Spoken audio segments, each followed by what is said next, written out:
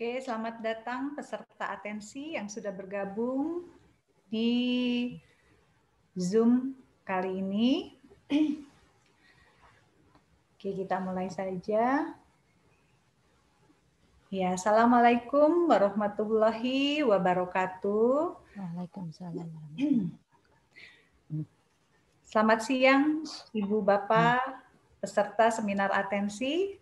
Selamat bergabung kembali. Nih saya lihat ada beberapa yang rajin ikut terus nih. Selamat datang di seminar atensi hari ini, hari Minggu, tanggal 21 Maret 2021. Oke. Hari ini seminar atensi kita mengambil tema mengembangkan kemandirian pada anak. Wah, ini sih pasti sudah menjadi masalah umum biasanya kemandirian anak itu ya. Dan hari ini kita akan ditemani oleh narasumber seorang psikolog yang nggak susah sih dicarinya, tapi kalau Ibu Bapak datang ke tempat kerjanya pasti dapat. Kita akan ditemani oleh Ibu Fitri Yulia, psikolog. Beliau seorang psikolog sekaligus pimpinan Biro Konsultasi Psikologi Dwi Payana. Ada di mana nih Biro Konsultasi Psikologi Dwi Payana? Adanya di Kafling Polri, Blok D24A, gitu ya.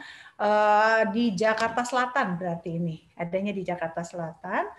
Nomor telepon yang bisa dihubungi kalau mau ketemu Ibu Fitri ini nanti saya tulis di kolom chat mungkin ya supaya tersimpan ininya nomornya. Oke, baik Ibu dan Bapak, kita supaya tidak berlama-lama lagi, kita kenalan dulu dengan narasumbernya. Assalamualaikum Ibu Fitri. Waalaikumsalam Mbak Eva.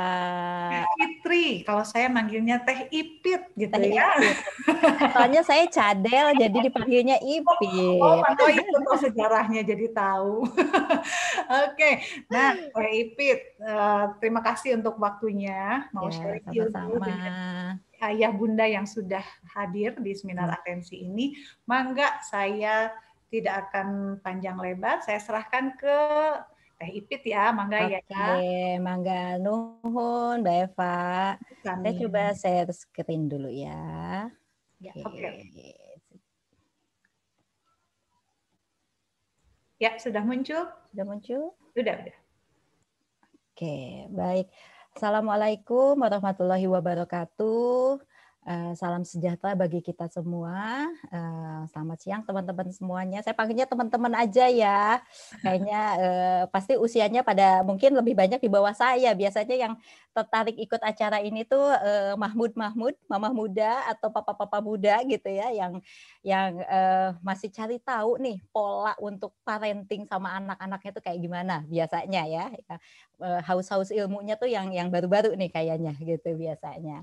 Oke, jadi kita santai aja ya, kita mungkin lebih ngobrol, sharing pengalaman, mungkin sharing pengalaman saya mungkin nanti sharing juga contoh-contoh pengalaman ketika dengan klien atau juga mungkin dengan anak sendiri atau dengan keponakan sendiri, which is itu biasanya lebih relate, jadi lebih gampang ceritainnya, lebih enak ceritainnya gitu ya. Oke. Baik, hari ini saya akan bercerita gitu ya, ngobrol, sharing banyak mengenai bagaimana sih kita mengembangkan kemandirian pada anak gitu. Benar banget seperti yang tadi Mbak Eva cerita bahwa ini udah jadi persoalan umum gitu ya, persoalan umum dan udah common banget ketika isunya itu adalah dengan kemandirian gitu pada anak. Ini sering banget saya temuin orang tua yang datang baik curhat colongan gitu ya ataupun yang datang ke ruang konsul itu dengan curhatan, aduh ini gimana ya anak saya gitu ya, udah SD, udah mau remaja tapi kok masih aja gitu apa-apa itu maunya tuh dibantuin apa-apa dikit-dikit mbak gitu ya, sama mbak aja, sama mama aja gitu kan gitu ya. Atau gak ada inisiatif gitunya, apa-apa tuh harus disuruh aja, harus diingetin, harus di nada tinggi dulu gitu dari mamahnya gitu ya baru mau ngerjain gitu. Atau juga misalnya yang kalau dimintain pendapat, jangankan pendapat yang gede, untuk makan aja terserah mama aja, kita mau kemana hari ini terserah mama aja, apa-apa tuh terserah mama gitu ya. kamu mau lanjutin sekolahnya, nanti kuliahnya mau ngambil apa, terserah mama. Ada loh yang udah SMA pun masih begitu gitu ya. Jangan sampai ntar pilih pacar terserah mama juga gitu ya. Bahaya itu, bahaya. Nah, atau juga mungkin ada, saya sering juga ketemu orang tua yang mengeluh adalah, ini anak saya kenapa ya, kok kayak jago kandang.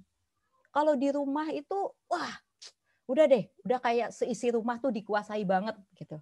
Tapi begitu disuruh keluar, main atau diajak pergi gitu ketemu teman-teman mamahnya gitu, itu kayak yang takut, kayak yang nggak bisa lepas dari mamahnya, nempel terus, ditanya sama orang nggak mau jawab, ditanya nama nggak mau jawab gitu.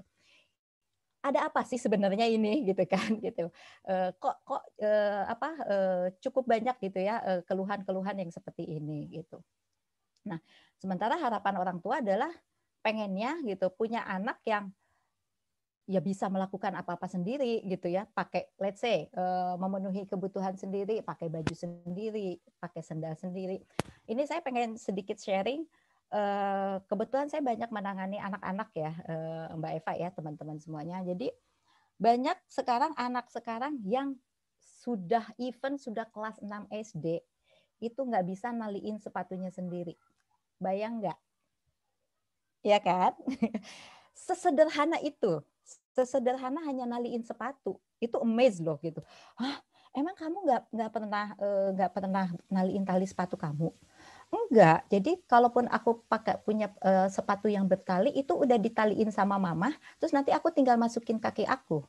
Bayang nggak? Jadi kayak slip on gitu ya sepatunya ya gitu. Atau misalnya sama mama dibeliinnya selalu yang pakai apa? Kalau orang Sunda tuh perepet ya, pakai apa sih? Velcro ya, Ya, velcro. velcro itu ya, ada gaya tuh bahasanya Mbak Eva mah gitu. Nah, terus saya suka iseng nanya, Bu, kenapa sih sepatunya kayak gitu?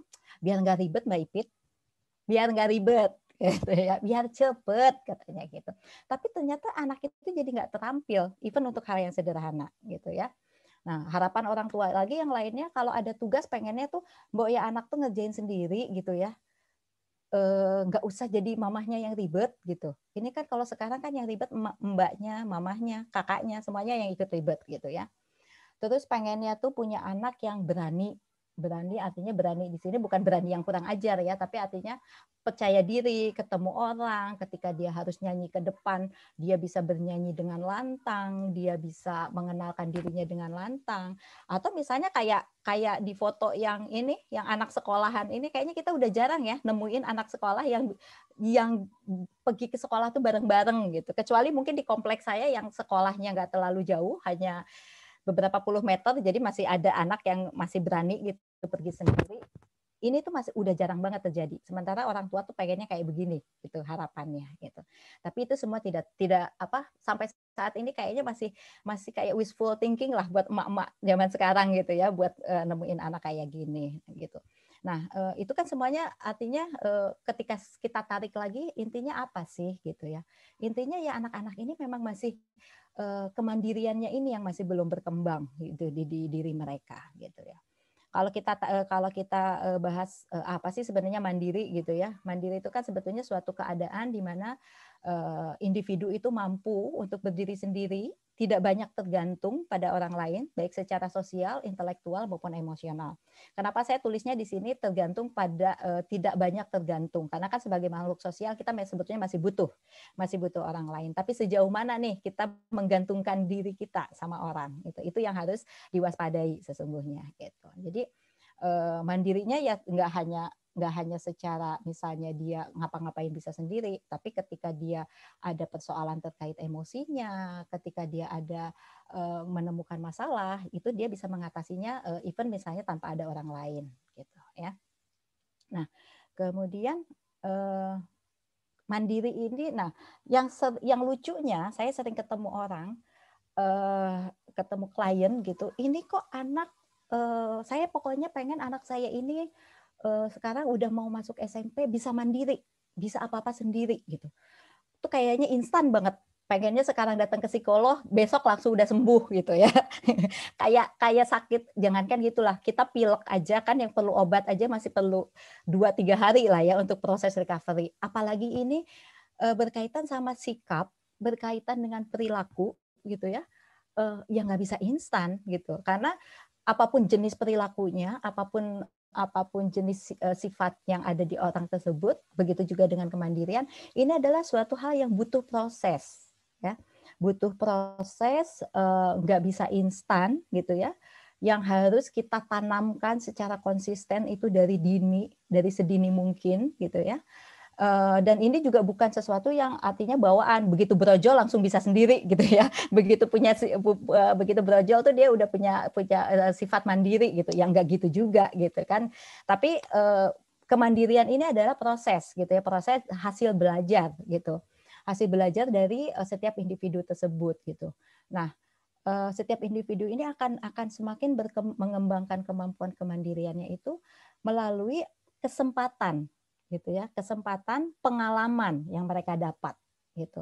Kesempatan yang seperti apa? Ya kesempatan di mana mereka bisa memenuhi atau melakukan segala aktivitas yang sesuai dengan usianya pada saat itu sudah bisa dia lakukan gitu ya. Jadi dan kesempatan-kesempatan ini harus terus memang diberikan oleh orang tua ya sebagai lingkungan terdekat gitu. Nah, sorry, kok nggak bisa. Nah, di mana anak-anak ini dapat kesempatan, dapat pengalaman yang saya tadi bilang paling dekat aja, yaitu dari lingkungan rumah, dari lingkungan dimulai mungkin dari interaksi dengan ibunya, dengan ayahnya, dengan kakaknya, misalnya gitu ya. Kemudian nggak hanya dari lingkungan rumah, ini anak kan juga dia akan bergaul ya dengan teman-teman sebayanya di luar rumah. Kalau udah sekolah dengan lingkungan sekolah, kalau udah les dengan lingkungan les, atau misalnya dia sering berkunjung ke lingkungan tantenya, misalnya neneknya, gitu ya. Itu juga adalah lingkungan-lingkungan yang bisa mempengaruhi anak ini mendapatkan kesempatan dan pengalaman tadi, gitu. Ya, sorry, saya kecepatan nggak bicaranya? Oke, masih ya, oke. oke ya. Kalau cepat. Nanti kalau diingetin ya, tolong ya Mbak Eva ya. Siap. Kalau bersemangat suka kecepatan ngomongnya soalnya. Oke, nah individu ini kalau saya akan ceritakan sedikit bagaimana terbentuknya sebuah perilaku gitu ya. Individu ini kan akan berada di dalam suatu lingkungan, apapun lingkungan itu ya. Individu itu akan selalu berinteraksi dengan lingkungannya ya. Dari proses interaksi ini tadi dia akan mendapatkan pengalaman-pengalaman gitu ya, pengalaman yang akan dia hayati sebagai suatu proses belajar kan. Yang namanya belajar itu kan adalah perubahan perilaku yang menetap ya kan. Bisa jadi menetap itu karena ada pengalaman yang terus-menerus. Kesempatan yang terus-menerus dia jalani, dia alami sehingga sampai membentuk suatu pola perilaku tertentu gitu. Kayak misalnya kayak gini deh, sesimpel ketika sekarang nih musim pandemi, sekarang udah banyak banget ya kita ngelihat orang olahraga rajin gitu ya. Karena apa? Karena pengen imun. Sementara dulu belum ada pandemi, orang abai dengan kesehatan, abai dengan olahraga gitu kan. Nah, sekarang sudah semakin banyak yang olahraga karena takut gitu. Karena mereka rutin melakukan sehingga menjadi suatu pola perilaku sehat nih. Kayak pakai masker, sesimpel pakai masker. Sekarang kalau keluar rumah nggak pakai masker, kayak kita kalau keluar rumah nggak bawa dompet gitu. Kayak emak-emak kalau keluar rumah yang pakai hijab tuh kayak nggak pakai hijab gitu kan. Begitu buka pintu nggak pakai masker kan langsung kaget gitu. Nah itu kan awalnya buat kita gengges kan. Apa sih pakai masker? Tapi karena itu jadi suatu kebiasaan, kita belajar bahwa kalau keluar aku nggak pakai masker, aku akan ditegur gitu kan. Belajarnya jadi terus berarti aku harus selalu pakai masker. Kalau aku nggak keluar pakai masker nanti aku terpapar. Nah, akhirnya menjadi terbentuk suatu pola perilaku sehat. Demikian juga dengan kemandirian gitu. Jadi seiring anak mendapatkan banyak pengalaman, banyak kesempatan sehingga akhirnya akan terbentuk suatu pola perilaku gitu ya, pola perilaku mandiri gitu. Nah, kemudian sebentar. Tadi kan kita bilang kenapa harus dimunculkan sejak dini ya? Kenapa kita harus tanamkan sejak dini? Karena sebetulnya secara nurturnya secara naturalnya itu manusia itu punya dorongan untuk mandiri itu sebetulnya muncul sejak kecil. Ya. Ingat nggak waktu mungkin kalau yang anaknya udah agak gede-gede atau misalnya anaknya yang masih kecil-kecil, ingat nggak kalau misalnya anaknya itu suka kayak pengen ikut campur, aku aja, aku ikut, mama lagi apa sih gitu, aku mau coba sendiri, gitu. Aku mau minum sendiri gitu. Dorongan-dorongan itu kan sebetulnya ada dan mereka akan sangat merasa senang ketika mereka bisa melakukan itu sendiri, bisa memenuhi dorongan itu sendiri gitu. Tapi masalahnya, nah ini kadang-kadang orang tua atau kadang-kadang sih sekali kalau saya nemuinnya ya, orang tua atau orang-orang yang diberikan tugas pengasuhan oleh orang tua itu malah mengambil kesempatan dari anak. Jadi ketika anaknya misalnya aku aja yang pakai baju, ya dia padahal udah mau ngambil bajunya nih sendiri gitu ya. Terus nanti sama ibunya atau sama ayahnya atau sama neninya gitu, sini sama mama aja. Kebayang nggak? Anak lagi pengen curiosity-nya pengen nyoba, udah pengen gimana sih? Dia kan ngeliat contoh, oh kok kakak bisa ya pakai baju sendiri, oh mama bisa ya pakai baju sendiri, aku juga pengen nyobain pakai baju sendiri. Tapi ketika dia mau coba itu, kesempatannya diambil gitu. Kesempatan itu diambil sehingga dia nggak punya pengalaman gitu ya, nggak punya pengalaman gimana sih pakai baju sendiri gitu ya, gimana sih caranya, ketekan, oke. Gimana sih caranya aku makan sendiri? Kesempatan itu nggak punya gitu ya, tidak ada pengalaman gitu. Sehingga ketika tidak ada pengalaman, proses belajarnya tidak terbentuk. Jadi si pola perilaku itu pun akhirnya tidak terbentuk sama diri anak ini gitu. Karena apa-apa sudah diambil lagi kesempatan. Suka iseng nanya sebetulnya ya sama orang tua, emang kenapa sih harus dipakein bajunya gitu? Kan udah gede. Emang kenapa sih masih harus disuapin? Saya masih ketemu klien kemarin kelas 1 SD makannya masih disuapin. Saya tanya, kenapa sih Bu masih disuapin gitu? Habis dia teh kalau makan berantakan. Terus kalau makan teh dia teh lama. Bisa setengah jam sendiri, malah lebih. Jadi kan saya kesel, kan nanti nasinya keburu mekar, keburu nggak enak gitu. Ya udah aja saya suapin, kalau saya suapin 15 menit, 10 menit juga selesai gitu. Jadi faktor nggak sabar kadang-kadang ya. Kayak gini, anak kalau mau pakai baju sendiri, kebayang nggak sih? Dia mau masukin kepalanya ke lubang itu kan kemana aja gitu kan, terus kita greget gitu kan, aduh gitu kan, lama gitu ya, udah pengen aja, terus akhirnya kan emaknya pasti tiba nyamperin langsung masukin aja gitu kan. Anak tuh nggak pernah jadi ngalamin nih prosesnya, gimana caranya nemuin kepalanya gitu kan, nemuin lubangnya gitu kan, sesimpel itu gitu. Jadi karena nggak sabaran. Kalau makan tadi berkaitannya nggak mau berantakan. Emang iya sih, kebayangkan kalau anak, kalau yang dicontoh gambar ini mungkin anaknya rapih ya, masih baik-baik aja gitu gambarnya. Kebayangkan kalau anak lagi makan sendiri, itu misalnya kalau dia makan sayur bisa nasinya tumpah kemana, bajunya jadi kotor, pipinya jadi kotor, jadi bau anyir dan sebagainya gitu kan. Atau misalnya, nanti males kalau nggak disuapin bajunya kotor, ntar nyucinya susah gitu. Ya emang kenapa kalau kotor? Kan ada sekarang udah banyak teknologi deterjen yang bisa menghilangkan noda gitu ya, kenapa itu nggak dimanfaatkan gitu kan. Nah itu kadang dijadikan alasan, atau misalnya alasannya adalah karena nggak tega, aku nggak tega, kasihan kalau dia ngerjain tugas sendiri, pasti lama deh ngerjainnya, pasti nanti dia ngerjainnya sampai malam, terus dia nanti tidurnya kurang, nggak tega akhirnya dibantuin gitu ya. Atau karena memang bentuk sayangnya dia ekspresikan dengan cara ya dia layani, memberikan pelayanan penuh sama anaknya, sehingga kebayang anaknya itu akan jadi kayak raja aja, apa-apa tuh udah ready, mau makan udah ready, apa-apa ready gitu ya, mau sekolah aku besok sekolah aku tinggal mandi, terus baju udah disiapin, buku udah disiapin, makan udah disiapin, aku tinggal duduk manis masuk ke mobil gitu kan. Itu jadi karena bentuk kasih sayang, rasa sayang yang mungkin akhirnya cara pengekspresiannya jadi nggak pas gitu kali ya jadinya ya. Karena pada akhirnya jadi menjerumuskan anak itu jadi tadi nggak punya pola perilaku mandiri gitu. Nah, efeknya apa sih gitu ya yang dirasain? Nah, sebetulnya ketika efeknya ini muncul adalah ketika lingkungan memberikan anak ini banyak kesempatan, mendukung bertumbuhnya dan berkembangnya sikap mandiri, anak ini akan memiliki kepercayaan diri yang tinggi. Apa sih hubungannya gitu ya dengan dia melakukan sendiri dengan kepercayaan diri sendiri?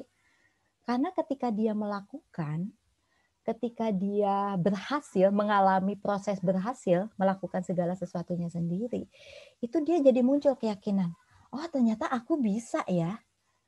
Ternyata apa yang dilakukan mama sama papa pakai baju, aku juga bisa melakukan itu sendiri gitu. Ketika ngelihat oh mama sama papa makan sendiri, aku juga bisa ternyata makan sendiri gitu. Kebayang adalah ketika dia lagi makan terus berantakan, terus mamahnya bilang gini, tuh kan kamu kalau makan berantakan, nggak bisa rapi, sini deh mama suapin. Yang ada di kepala anak ini adalah, oh kalau saya makan sendiri, saya itu nggak bisa rapi. Saya tuh nggak bisa sebagus mama, nggak bisa sebagus papa. Berarti saya memang nggak bisa, berarti memang saya harus ditolong. Bayang nggak? 1 kali makan dia mikir kayak gitu. Sehari dia makan 3 kali. Berarti 3 pikiran itu udah muncul dong. Belum nanti ketika mandi. Ya, kebayangkan anak mandi, zaman sekarang kan udah jarang ya kita pakai sabun batang ya. Biasanya pakai sabun ini ya, sabun cair. Serot gitu kan. Banyak. Ntar emaknya protes. Kamu tuh kan kalau mandi pasti deh sabunnya nggak kebanyakan. Atau misalnya nih kan kamu kalau nggak mandi, kalau misalnya mandi tuh masih ada suka sisa-sisa sabun di badan. Masih licin-licin. Udah sini deh mama mandiin biar bersih. Mikir lagi nih anak, oh kalau aku mandi sendiri ternyata aku nggak bersih mandinya. Masih suka diomelin sama mama. Bayang nggak? Sehari 2 kali loh mandi. Itu aja udah 5 kegiatan ya yang dia diprotes ya. Yang memunculkan udah, oh iya ya aku nggak bisa gitu. Belum lagi nanti kalau dia mau ngambil mau minum. Udah inisiatif nih anaknya. Ngambil sendiri ke dispenser gitu ya. Awas itu nanti panas.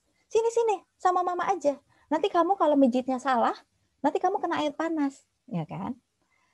3 tuh ya, udah nambah lagi tuh 6. Kebayang nggak? Begitu banyak rentetan kegiatan yang harusnya bisa dia lakukan, itu semua dilarang, di-cut, diambil alih. Nggak ada tuh yang namanya proses nyobain. Nggak ada tuh namanya proses trial and error. Nggak ada. Nggak terjadi. Dan yang kepikiran sama anak adalah, aku nggak bisa. Ngerjain ini aku nggak bisa. Ngerjain itu aku nggak bisa. Untuk sesimpel dia memenuhi kebutuhannya dia sendiri aja, dia nggak bisa. Gimana dia mau pede? Ya nggak sih? Gimana dia mau yakin aku bisa? Gitu. Makanya ketika kesempatan itu kita cut, ketika kesempatan itu kita tidak berikan kepada anak, dia akan tumbuh menjadi memiliki pola perilaku tidak mandiri yang akhirnya berpengaruh kepada dia akan selalu bergantung sama orang lain. Bergantung karena dia nggak pede, karena dia nggak yakin dia bisa. Dia selalu ragu ketika disuruh, aku bisa nggak ya? Jadi ketika mamahnya pergi, dia, aku bisa nggak ya nanti kalau aku mau minum, aku bisa nggak ya ngambil minum? Aku bisa nggak ya nanti aku kalau mau ke kamar mandi, aku pipisnya ceboknya bersih. Aku bisa nggak ya? Aku bisa nggak ya? Muncul selalu keraguan. Pada akhirnya efeknya lagi adalah dia jadi nggak berani mengambil tanggung jawab. Ketika dikasih tanggung jawab, sesederhana misalnya nanti kamu nyiram bunga ya. Aduh, nyiram bunga. Ntar aku nggak bisa. Ntar malah tumpah-tumpah.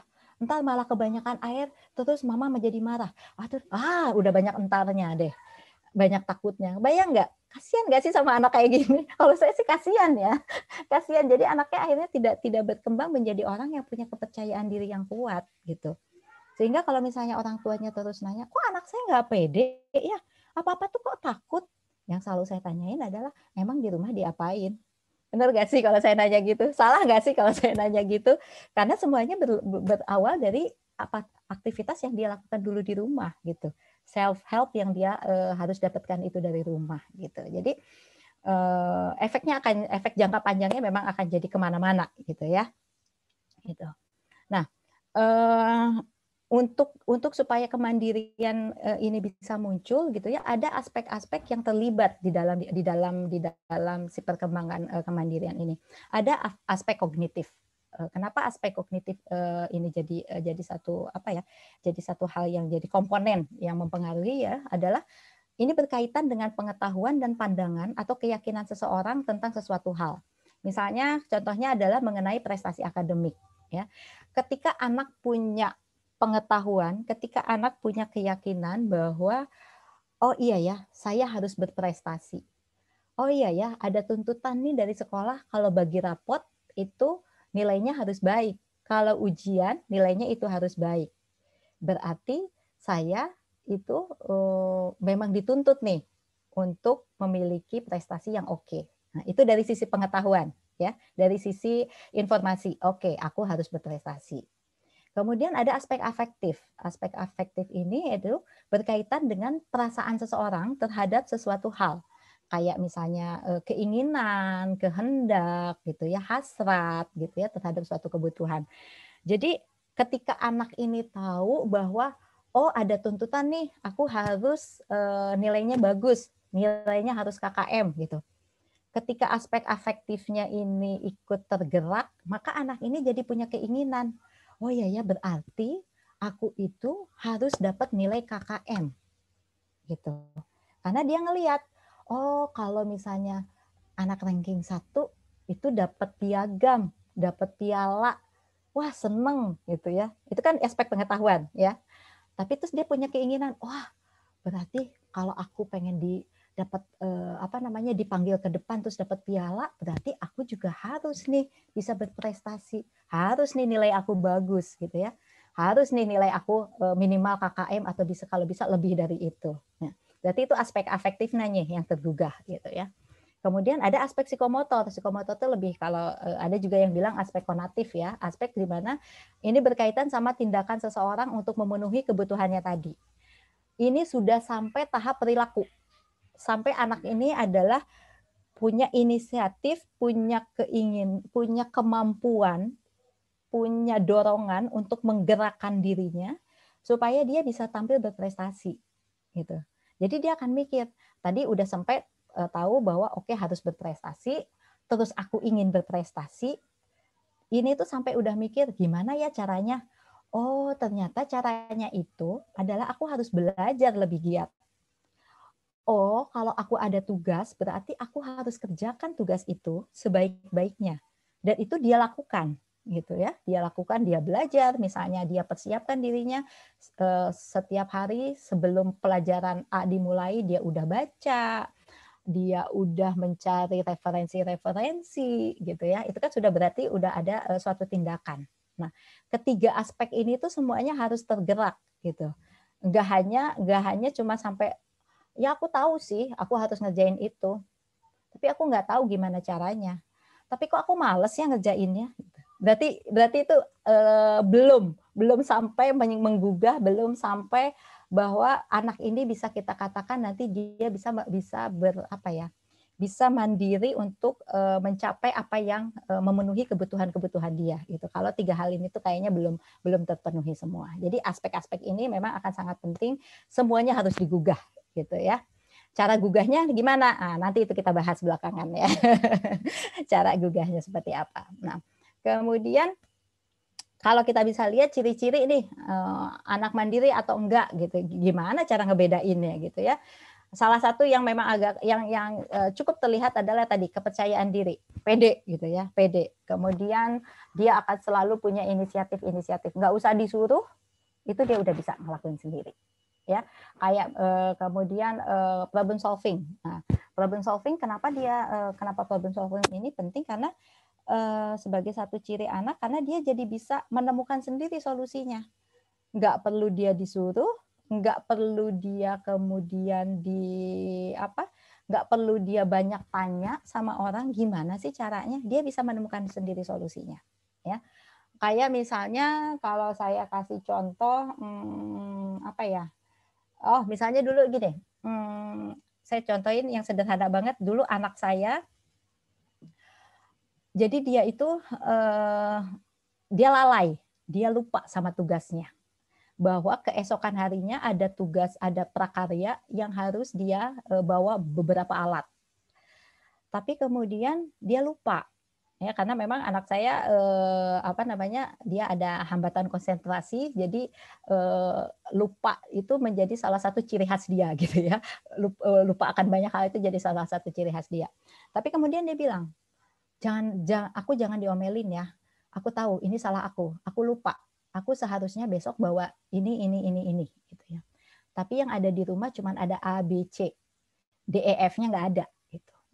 Aku bilang, oke, terus ya tapi di mana ya aku mau cari, dia bilang. Kita nggak punya dan kita harus beli. Saya bilang, oh tapi ini udah malam ya, nggak mungkin ya kita beli. Iya nggak mungkin lah, orang udah tutup, kamu baru ngomong jam 10 malam gitu ya, mau beli di mana gitu kan. Terus dia gini, kalau minta ke tetangga boleh nggak?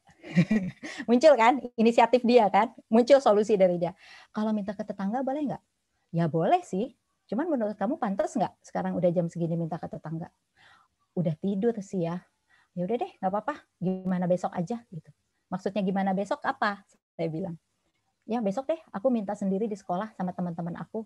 Nanti teman-teman aku kan biasanya suka bawa banyak kelebihan barang-barangnya. Nanti aku minta aja gitu. Berarti kan udah muncul.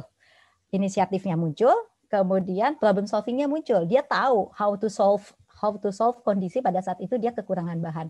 Terus saya bilang, oh ya udah, kalau kamu yakin ada solusinya ya sudah silakan gitu. Bangga itu kamu lakukan. Besoknya pulang sekolah, dia bawa tuh hasil karyanya. Selesai dengan semua barang yang dia butuhkan. Terus saya tanya, dapat dari mana itu? Aku bilang, iya, ini mutainya aku minta sama si A. Terus sticknya ini aku minta sama si B. Terus yang ini aku minta sama si C. Gitu. Oke, jadi problem solving ya. Oke, terus saya bilang, oke, lain kali berarti kamu harus lebih hati-hati. Ketika ada tugas, tolong dicek sebelumnya, gitu kan. Nah, ini merupakan salah satu contoh bahwa ya anak ini akhirnya bisa menemukan.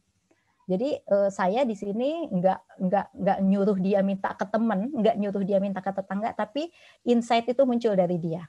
Dan saya hanya mengingatkan, oke, boleh nggak minta ke tetangga, pantas atau tidak, gitu ya. Jadi itu semua idenya muncul dari dia. Dan ciri-ciri anak yang mandiri lainnya juga dia bisa menyelesaikan PR-nya, tugas-tugasnya tuh sendiri. Jadi nggak perlu ngeribetin emaknya, nggak perlu ngeribetin orang lain. Dia akan tahu bagaimana cara menyelesaikan. Dia harus mencari bahan yang dia butuhkan di mana, how to-nya seperti apa, dia akan cari tahu sendiri, dia akan selesaikan sendiri, gitu. Kemudian tadi juga berkaitan sama pengambilan keputusan karena dia pede, karena dia yakin, akhirnya dia bisa mengambil keputusan. Gitu.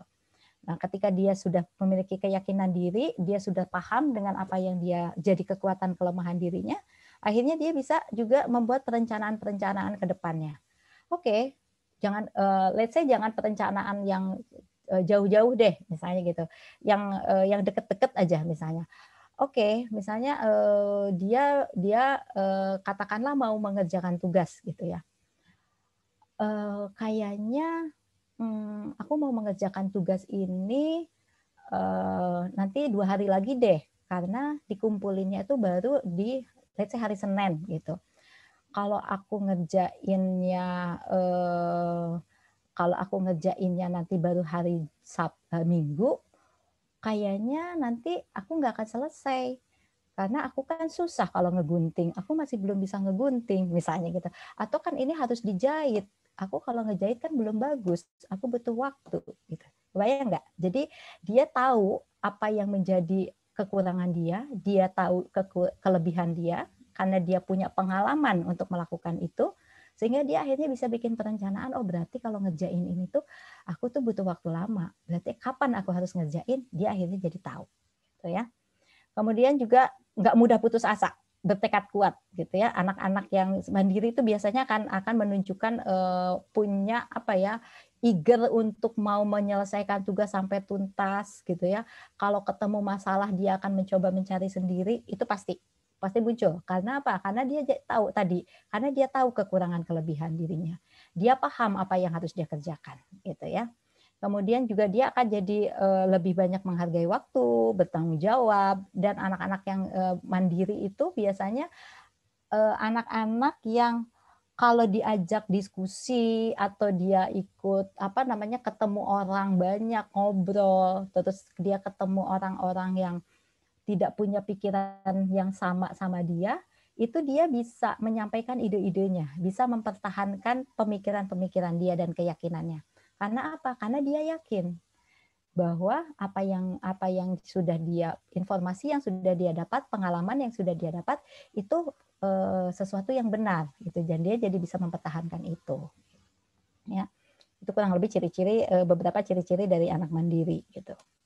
Nah, sekarang gimana nih caranya kita ngembangin supaya anak-anak kita ini atau mungkin juga murid-murid kita gitu ya, buat teman-teman yang guru di sini juga mungkin bisa tumbuh menjadi anak yang punya pola perilaku mandiri, sehingga mereka adalah nanti berkembang menjadi anak-anak atau individu pada saat dewasa nanti adalah individu yang punya keyakinan diri, yang bisa sukses, berhasil gitu ya, nggak hanya pinter tapi juga sukses di dalam karirnya, sukses dalam kehidupan sosialnya gitu ya. Dimulai dari hal yang sederhana, dimulai dari hal yang simpel banget gitu ya, yaitu biarkan mereka mengurus dirinya sendiri. Misalnya kayak beresin mainan. Biasanya kan anak kalau main ya, itu kan semua isi kotak mainannya itu dikeluarin, semuanya dikeluarin gitu ya. Nah, biarkan mereka mengurus. Jadi kalau udah selesai main, biarin aja gitu.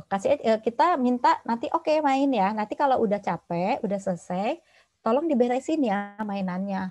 Terus kalau misalnya anaknya bilang, tapi kan banyak Ma gitu. Aku nggak bisa kalau sendiri. Oke, kamu butuh bantuan Mama. Ya, kita nanti kerjain sama-sama. Tapi kamu juga harus melakukan ini, gitu ya. Jadi porsi besarnya harus dia tetap yang mengerjakan, gitu ya. Jadi saya sempat kemarin ketemu klien juga gitu ya. Dia tadinya ibu bekerja dengan 3 anak, kemudian sekarang dia tidak bekerja, fokus di rumah, tapi kemudian datang dengan kepala pusing katanya. Kenapa pusing? Aduh, itu rumah kenapa jadi selalu berantakan gitu. Kata aku gini, Bu, bukannya selalu berantakan. Bukannya sekarang jadi selalu berantakan. Dulu juga sebetulnya mungkin selalu berantakan. Cuman ibu nggak lihat karena ibu ada di kantor gitu kan. Kalau sekarang kan kelihatan karena dia ada 24 jam ada di rumah gitu kan. Iya, kan saya jadi capek. Saya harus ngeberesin semuanya sendiri gitu kan. Terus jadinya tuh anak-anak kalau habis main, habis belajar, habis apa tuh, saya kan harus beresin, saya capek harus ngerjain sendiri. Terus saya tanya, kenapa harus capek? Kenapa ibu nggak libatkan anak-anak itu membereskan sendiri gitu? Ya tapi kan nanti kalau beresin sendiri kan nggak sesuai seperti apa yang saya mau. Biasanya kalau ada orang tua yang memang punya standar tinggi terhadap kerapihan dan kebersihan, ya, yang artinya ketika itu jangankan diambil alih sama anak yang masih kecil, diambil alih sama katakanlah ART pun kadang-kadang dia mah kerjanya masih kurang rapih gitu. Nah, saya bilang, oke, kalaupun memang misalnya itu standarnya tidak sesuai sama ibu, ya udah, ibu nanti ngerapiin sampai sesuai standar ibunya nanti aja kalau anak-anak udah beresin. Atau misalnya ajak aja anak-anak untuk ngerjainnya lebih hati-hati lagi, lebih beres lagi gitu. Nah, terus saya bilang jadi supaya anak-anak juga tahu bahwa standar yang rapi itu seperti apa, how to supaya jadi rapi itu seperti apa. Jadi anak-anak pun akan belajar untuk bertanggung jawab pada apa yang sudah dia kerjakan. Gitu ya. Kemudian juga menggunakan baju sendiri, mandi sendiri, makan sendiri. Ini kan semua berkaitan sama kebutuhan self help dia ya. Nah ini yang harusnya anak itu bisa mengurus dirinya sendiri, gitu. Nggak rapi, nggak bersih, itu mungkin kalaupun misalnya anak masih susah mandiin bersihin punggungnya, ya udah nggak apa-apa kita bantu atau kita sediain misalnya spons yang ada batangnya supaya dia bisa melakukan sendiri atau misalnya biarkan dia lakukan itu sendiri. Tapi kalau memang masih sangat sulit bagi dia untuk melakukan itu sampai bersih, nggak apa-apa. Kita bilang, oke kamu udah bagus nih ngerjain sendiri. Tapi nih, mama kasih contoh ya. Digosoknya kayak begini, jadi bisa lebih bersih. Tapi dia harus ngelakuin itu sendiri, gitu nggak apa-apa. Jadi ada proses dia belajar juga, gitu. Nah, jadi pengalaman-pengalaman itu dia dapatkan. Nah, Sesimpel ketika di sini saya tuliskan bahwa punya pengalaman untuk melakukan segala sesuatu secara berurutan. Menimbang mana yang harus dilakukan terlebih dahulu, menilai mana yang baik tidak baik untuk dirinya, dan mengembangkan kemampuan motoriknya. Nah, saya sering ketemu klien anak SD yang tulisannya masih jelek. Ya. Masih kalau nulis itu masih suka menolak ketika ada pelajaran menulis. Masih mogok kalau menulis. Ternyata setelah saya observasi secara kematangan motoriknya, itu memang motorik kasar dan motorik halusnya, terutama misalnya bagian lengan untuk motorik kasar, ini ya, lengan, kemudian otot-otot lengan, otot bahu, pundak itu masih lemah. Sehingga ketika dia harus menulis, kan menulis itu kan dia harus menggerakkan, pegang, nge-grab seperti ini gitu ya. Terus dia harus menggerakkan, dan gerakan itu semuanya dibantu dari otot punggung, lengan, tangan gitu ya. Itu harus bergerak semua. Itu dia masih letoy. Jadi wajar ketika dia menolak untuk menulis. Wajar ketika dia kalau ada tugas prakarya dia nggak mau. Karena untuk menggunting dia susah. Akhirnya saya tanya biasanya, ini anak makannya masih disuapin, atau ketika dia mengerjakan segala sesuatunya masih sering dibantu nggak? Ternyata ya, mostly begitu. Mostly anak ini masih disuapin. Mostly anak ini tidak terbiasa untuk melakukan aktivitas self-help-nya sendiri. Jadi kenapa saya tanyanya dia masih makan sendiri, sudah makan sendiri atau tidak? Kan proses anak makan itu kan dia menyendok makanan itu kan kurang lebih sama dengan proses dia pegang pensil. Dia harus pegang sendoknya, nge-grab sendoknya, dia nyendok, dia ngarahin, ngegerakin, ya kan?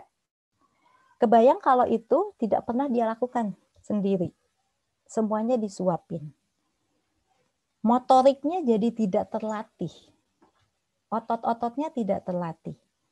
Koordinasi visual motorik ketika kapan pengamatan dia tidak terlatih. Ketika kapan dia harus nyendok, terus ke arah mana, itu kan koordinasi visual motorik. Itu nggak berkembang. Jadi ketika dia ada hambatan di menulis, ya sangat wajar. Gitu. Jadi dampak makan sendiri, dampak dia ngerjain sendiri, ngancingin baju sendiri, ngiket tali sepatu sendiri, itu dampaknya salah satunya kegiatan akademik adalah kegiatan menulis. Kan menalikan tali sepatu itu butuh kelenturan, kekuatan otot-otot lengan, jari jemari, kan? Kalau dia tidak terbiasa untuk mengancingkan bajunya sendiri, tidak terbiasa untuk menalikan sendiri tali sepatunya sendiri, itu ketika dia menulis yang butuh kekuatan dan kelenturan otot-otot jemari, itu juga dia akan sulit. Gitu. Jadi ketika ini kok self help jadi nyambungnya ke perkembangan motorik terus akademik ya itu gitu. Jadi sesimpel ketika Anda mengkat dia tidak menggunakan bajunya sendiri dibantu ngancingin, ya nanti akan efeknya adalah dia akan sulit untuk melakukan aktivitas yang membutuhkan motorik kasar di sekolah, motorik halus di sekolah gitu ya. Kemudian dia jadi bisa tahu segala sesuatunya secara berurutan. Kayak misalnya kan pakai baju, ya. Kalau pakai baju berarti aku harus gimana dulu ya. Kalau mau mandi, kalau mau mandi, aku tuh harus cari anduk dulu. Aku bawa ke kamar mandi. Aku harus buka baju dulu. Atau terus misalnya aku harus siram dulu badannya, baru pakai sabun, terus digosok, terus disiram lagi, terus pakai anduk supaya kering, terus pakai baju. Itu kan sesuatu yang berurutan. Kan kita nggak bisa masuk kamar mandi langsung jebur, gitu ya, masih pakai baju, nggak kayak gitu. Atau misalnya badan masih kering udah pakai sabun, nggak kayak gitu juga, gitu kan. Nah, kalau dia anak-anak ini terbiasa melakukan self help, mengurus dirinya sendiri ini rutin dia lakukan, dia akan tahu pola berpikir keurutan itu akan tahu, sehingga nanti ketika dia menyelesaikan tugas-tugas yang lebih kompleks, berpikirnya itu sudah akan otomatis akan sistematis gitu, bahwa nanti kalaupun dia sudah mulai agak besar, ketika aku mau goreng nasi sendiri, bahwa aku tuh harus ngupas bawang dulu, harus nyiapin bumbunya dulu. Nah, berurutan. Dia tahu gitu. Dimulai dari yang simpel seperti itu gitu. Dia akan jadi bisa tahu, oh ternyata aku itu kalau misalnya mandi pakai air dingin, aku itu suka jadi bersin-bersin. Kalau pakai air hangat, aku itu nggak bersin-bersin. Dan aku itu akhirnya dia tahu mana yang ternyata mandi pakai air hangat itu lebih baik loh buat aku. Oh ternyata yang mandi pakai air dingin itu ada efeknya loh yang nggak baik buat aku gitu. Jadi sesimpel itu, sesimpel ketika dia melakukan itu sendiri ternyata efeknya bisa kemana-mana gitu ya. Jadi pengalaman-pengalaman mengurus dirinya sendiri ini akan membantu satu sistematika berpikirnya, mengembangkan keterampilan motoriknya gitu ya. Dia jadi bisa memilah mana hal yang oke dan yang nggak oke buat dia gitu. Kemudian juga dia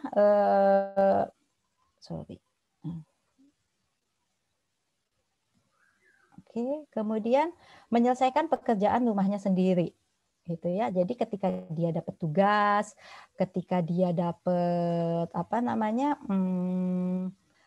PR, gitu ya, biarkan dia menyelesaikan itu sendiri, gitu ya. Kalaupun misalnya ibu mau membantu, orang tua itu hanya fasilitator. Yang namanya fasilitator itu kan jadi kita hanya make sure bahwa fasilitas yang dia butuhin itu ada gitu. Misalnya dia butuh prakarya gitu ya, butuh prakarya katakanlah misalnya bikin kolase gitu ya. Misalnya anaknya bilang, "Ma, ada tugas nih bikin kolase." Gitu. Oh, oke. Bahannya apa aja gitu ya. Nanti misalnya si anaknya nyebutin bahannya ini. Oke. Kamu coba deh cari biasanya mama nyimpan bahan-bahan untuk prakarya itu di mana? Oh, ada di lemari mah. Yaudah, sok cari. Gitu. Minta anak mencari kebutuhan dia yang udah dia sebutin tadi. Gitu. Kalau misalnya, mah ternyata lemnya habis. Oh ya udah. Nanti deh kalau kayak gitu, biar mama sekalian keluar, nanti mama beliin. Nah, itu. Kalau misalnya sampai sebatas itu, oke, boleh. Gitu ya, masih bisa membantu. Atau misalnya, mah ini aku nggak tahu caranya gimana bikin kolase. Oke. Diajarinnya tadi di sekolah gimana? Ya harus digunting-gunting dulu. Oh ya udah, berarti sok kamu gunting-gunting dulu gitu. Jadi kita hanya sekedar ketika anak ini khawatir dia tidak bisa menyelesaikan sendiri, kita hanya kayak mancing-mancing dia gitu ya untuk pengetahuan apa yang dia sudah tahu tentang tugasnya ini gitu. Nah, dari sini akhirnya dia jadi anak itu akan belajar bahwa untuk mengerjakan bahwa untuk bisa menyelesaikan sesuatu itu harus diawali dengan apa? Oh tadi, aku harus ngumpulin bahannya, aku harus bikin rencana. Dan dia akan tahu prosesnya dan dia akan tahu at the end aku akan menghasilkan sesuatu. Gitu. Belajar ada awal, ada akhir, kapan dia harus mulai, bagaimana dia mengatur. Let's say misalnya dia ada PR. PR-nya misalnya ada 10 soal gitu ya, ada 10 soal. Dan ibu tahu anak ini tuh kalau ngerjain 10 soal nggak akan bisa beres dalam 1 jam tuh nggak akan beres semua misalnya gitu ya. Jadi ibu tinggal ngingetin aja gitu. Nah kamu mau ngerjain tugas ini kapan? Aku nanti mau ngerjain tugas ininya nanti aja deh jam 8 misalnya gitu. Jam 8 apa? Jam 8 malam. Oh, bukannya kamu biasanya jam 9 malam udah tidur? Iya. Gitu. Tugasnya ada segimana? Ada 10 soal. Oke.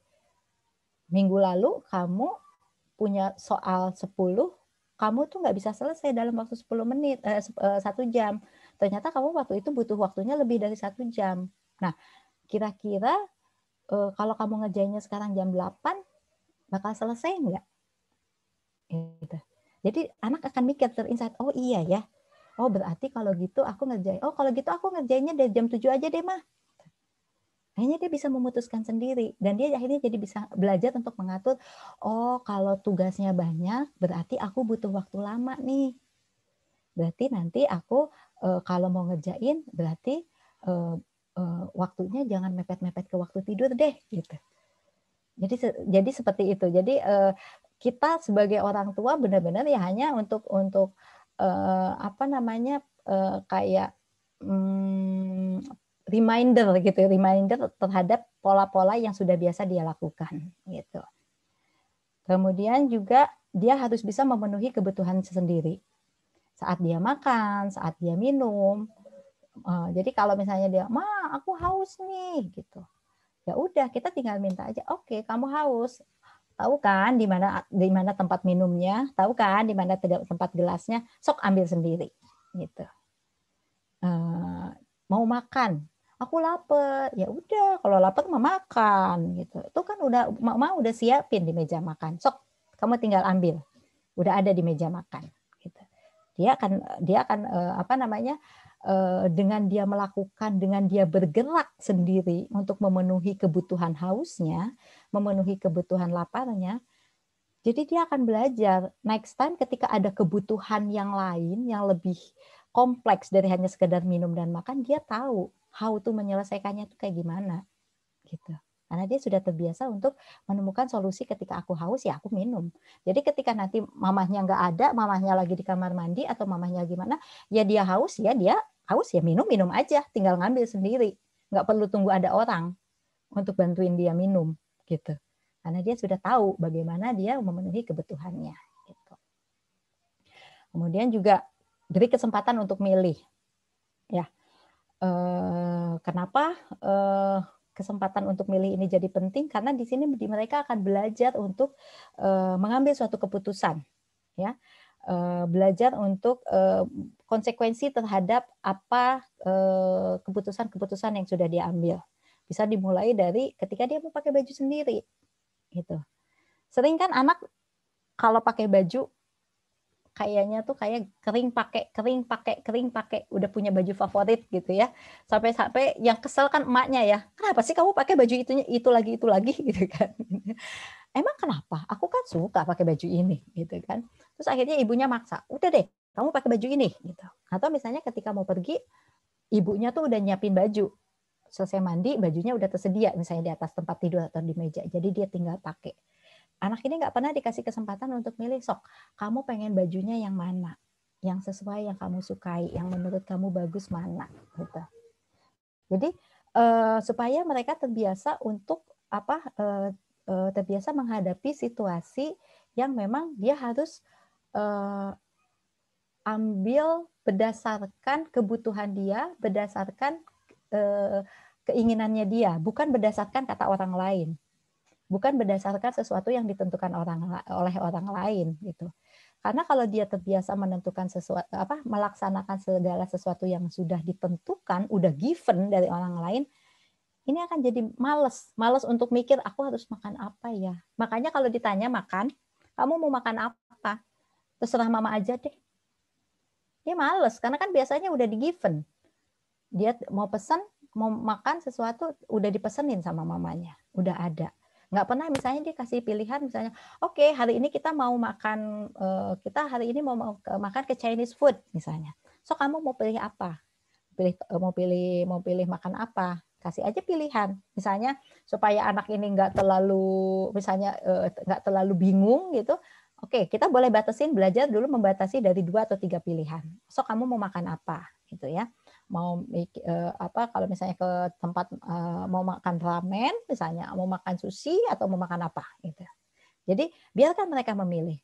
Kenapa kok kamu makannya itu ramen gitu? Ya aku kan suka ramen. Oh ya udah, oke gitu. Jadi anak ini tidak tumbuh menjadi anak yang pasrah, apa-apa terserah orang gitu kan. Nanti sehingga dia tidak berani untuk mengambil suatu keputusan untuk memutuskan apa yang harus dia lakukan. Jadi kebayang nanti kalau udah besar, ketika dia katakanlah sudah bekerja, ketika dia sudah berada dalam suatu posisi, dia harus mengambil suatu keputusan, itu akan bingung, nggak bisa, karena dia tidak terbiasa. Gitu ya. Jadi dimulai dari sesuatu yang sangat simpel. Pilih pakai baju sendiri, atau oke, hari ini kita mau main apa? Atau misalnya kalau misalnya ada di keluarga punya movie time misalnya gitu ya. Oke, hari ini kita mau nonton apa? Kasih pilihan. Misalnya, oke, mau nonton apa? Kita mau nonton lagi Aladdin atau mau nonton lagi Frozen, misalnya gitu. Jadi dikasih pilihan anak itu. Gitu. Kalau misalnya dia milihnya Frozen lagi, sementara kakaknya mungkin protes, bosen gitu. Nanti kita bilang sama adiknya, oke, kakak, kalau kita, kenapa kamu pilih Frozen lagi? kan itu udah berulang-ulang. Kalau gimana kalau misalnya kita kasih lagi pilihan yang lain? Kan sudah diulang-ulang tuh nonton Frozen-nya. Yang lain kayaknya udah mulai bosen. Nanti kamu kalau mau nonton itu lagi boleh deh. Nanti ketika misalnya nggak ada orang lagi lain yang nonton, misalnya kamu sendiri boleh kamu nonton itu. Tapi kan ini kamu harus banyak orang yang harus kamu pikirin, yang juga pengen nonton hal yang lain. Nah, jadi dia akan belajar memutuskan tuh nggak hanya sekedar memutuskan, tapi dia ada proses dia untuk memikirkan, ada mempertimbangkan hal-hal lain di luar dirinya untuk dia mengambil keputusan. Atau misalnya kayak milih baju, tiba-tiba dia milih baju mau ke pesta pakai baju tidur gitu ya. Kalaupun kita pengen larang dia, kita ingatkan, ini kan kita mau ketemu orang banyak, jadi kayaknya bajunya jangan pakai yang itu dulu deh. Nanti malam kalau mau udah tidur, boleh kamu pakai baju itu. Coba sekarang kita pilih baju yang khusus untuk pergi misalnya. Boleh kamu pilih yang ini. Gitu. Jadi ketika pun memilih, jadi anak ada pertimbangan-pertimbangan. Atau misalnya pun ketika dia kekeh pengen pakai baju itu, ya udah nggak apa-apa. Tapi nanti kalau pada akhirnya misalnya ada yang bilang, loh kok ulang tahun pakai baju piyama misalnya gitu ya, ada temannya atau saudaranya yang mengatakan demikian, nanti kita tinggal kasih feedback sama anaknya. Tuh kan, berarti nanti kalau ke ulang tahun tidak pakai baju piyama ya, kita pilih bajunya khusus untuk pergi. Jadi boleh memilih, tapi pun ketika dia memilih terlalu sesuai dengan kata hatinya, itu juga kita harus ingatkan dengan memberikan feedback, evaluasi gitu. Nah, kemudian anak juga harus bisa belajar untuk mengatasi kecemasannya tersendiri, ya, kecemasannya sendiri. Diawali dengan misalnya tidur sendiri. Masih banyak loh sekarang anak yang udah SD kelas 5, kelas 6 masih keruntelan bareng tidur sama orang tuanya. Bener nggak? Ya, masih ada. Oke. Ini adalah sesuatu yang buat apa ya? Ya tidak sehat gitu ya, baik buat anaknya maupun buat orang tuanya sendiri, karena kan proses tidur sendiri ketika dia menghadapi tidur terus malam itu kan sesuatu yang nggak nyaman kan buat anak, tapi itu dia harus bisa atasi sendiri. Kalau misalnya pertanyaannya boleh nggak sih kita temenin dulu, boleh, nggak apa-apa. Kalau dia masih kecil kita temenin dulu, boleh sampai dia tertidur, tapi dia harus punya space-nya sendiri. Kalaupun misalnya, Bu, saya rumahnya belum punya 2 kamar, masih 1 kamar, gimana? Oke, nggak apa-apa, misalnya. Tapi tidak di satu ranjang yang sama. Misalnya anaknya dipisahkan ranjangnya yang lebih kecil, gitu ya, tidak bersama dengan orang tuanya, gitu.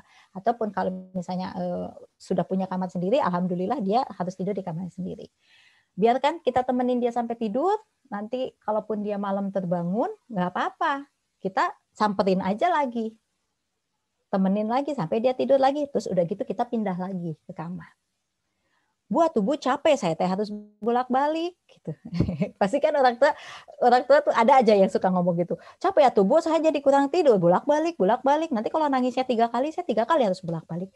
Ya nggak apa-apa gitu. Itu apa ya, berakit-rakit ke dahulu, berenang-renang ke tepian gitulah ya. Jadi kita daripada nanti anaknya jadi tidak bisa tidak berani untuk mengatasi sendiri kecemasannya, ya nanti udah gede lebih susah lagi ngerubahnya. Mendingan sekarang gitu. Jadi nggak apa-apa misalnya gitu, ditemenin dulu. Atau misalnya lampunya harus nyala, oke, lampunya nyala, belilah misalnya kayak di sini nih, di contoh ini lampunya yang kecil dulu gitu ya.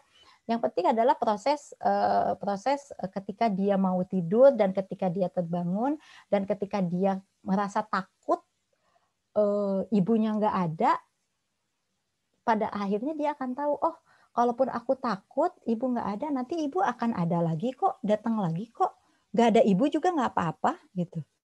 Jadi misalnya kalau dia nangis jangan langsung didatengin, tunggu aja beberapa menit dulu gitu ya, baru kita datengin. Biarkan dia biasanya akan nangis dulu, teriak dulu karena dia kaget, nggak ada siapa-siapa di sini gitu. Nanti biasanya setelah dia nangis gitu, nanti kan dia akan ada punya momen waktu, baru kita datang. Oh ternyata tadi mama nggak langsung datang juga, aku nggak apa-apa kok, nggak ada hal-hal yang menakutkan yang terjadi gitu. Ya, jadi dia mengalami proses itu. Kayak misalnya dia ditinggal pergi sama ibunya yang mau ngantor, gitu kan? Biasanya nih drama dulu kan, kalau ibunya mau pergi, ya jangankan ngantor deh, cuman ke Alfamart aja biasanya, wah pakai jerit-jerit drama gitu ya, pengen ikut dan sebagainya karena takut ditinggalin dan sebagainya gitu. Kalau dia nangis, tinggalin aja, mesti tega. Nanti pun dia akan mereda dengan sendirinya gitu. Yang penting adalah ketika kita mau pergi adalah ibu hanya pergi sebentar. Misalnya kalau misalnya dia belum paham jam, nanti nih sekarang kan jam 8, nih jarum pendeknya di jam 8. Nanti kalau jarum pendeknya udah ada di jam 9, ibu akan datang. Atau nih kita setel alarm ya. Nanti kalau alarm ini bunyi, insya Allah ibu akan udah datang.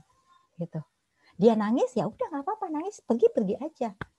Justru ketika ibu udah pergi, dia nangis, ibu mau jalan, balik lagi, nggak jadi.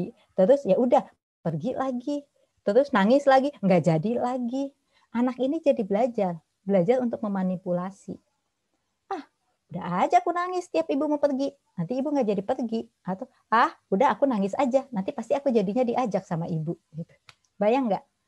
Capek kan? Setiap mau pergi harus drama dulu kayak gitu, setengah jam, 10 menit, 15 menit gitu ya, sampai akhirnya harus telat nyampe ke kantor atau nyampe ke tempat tujuan gitu.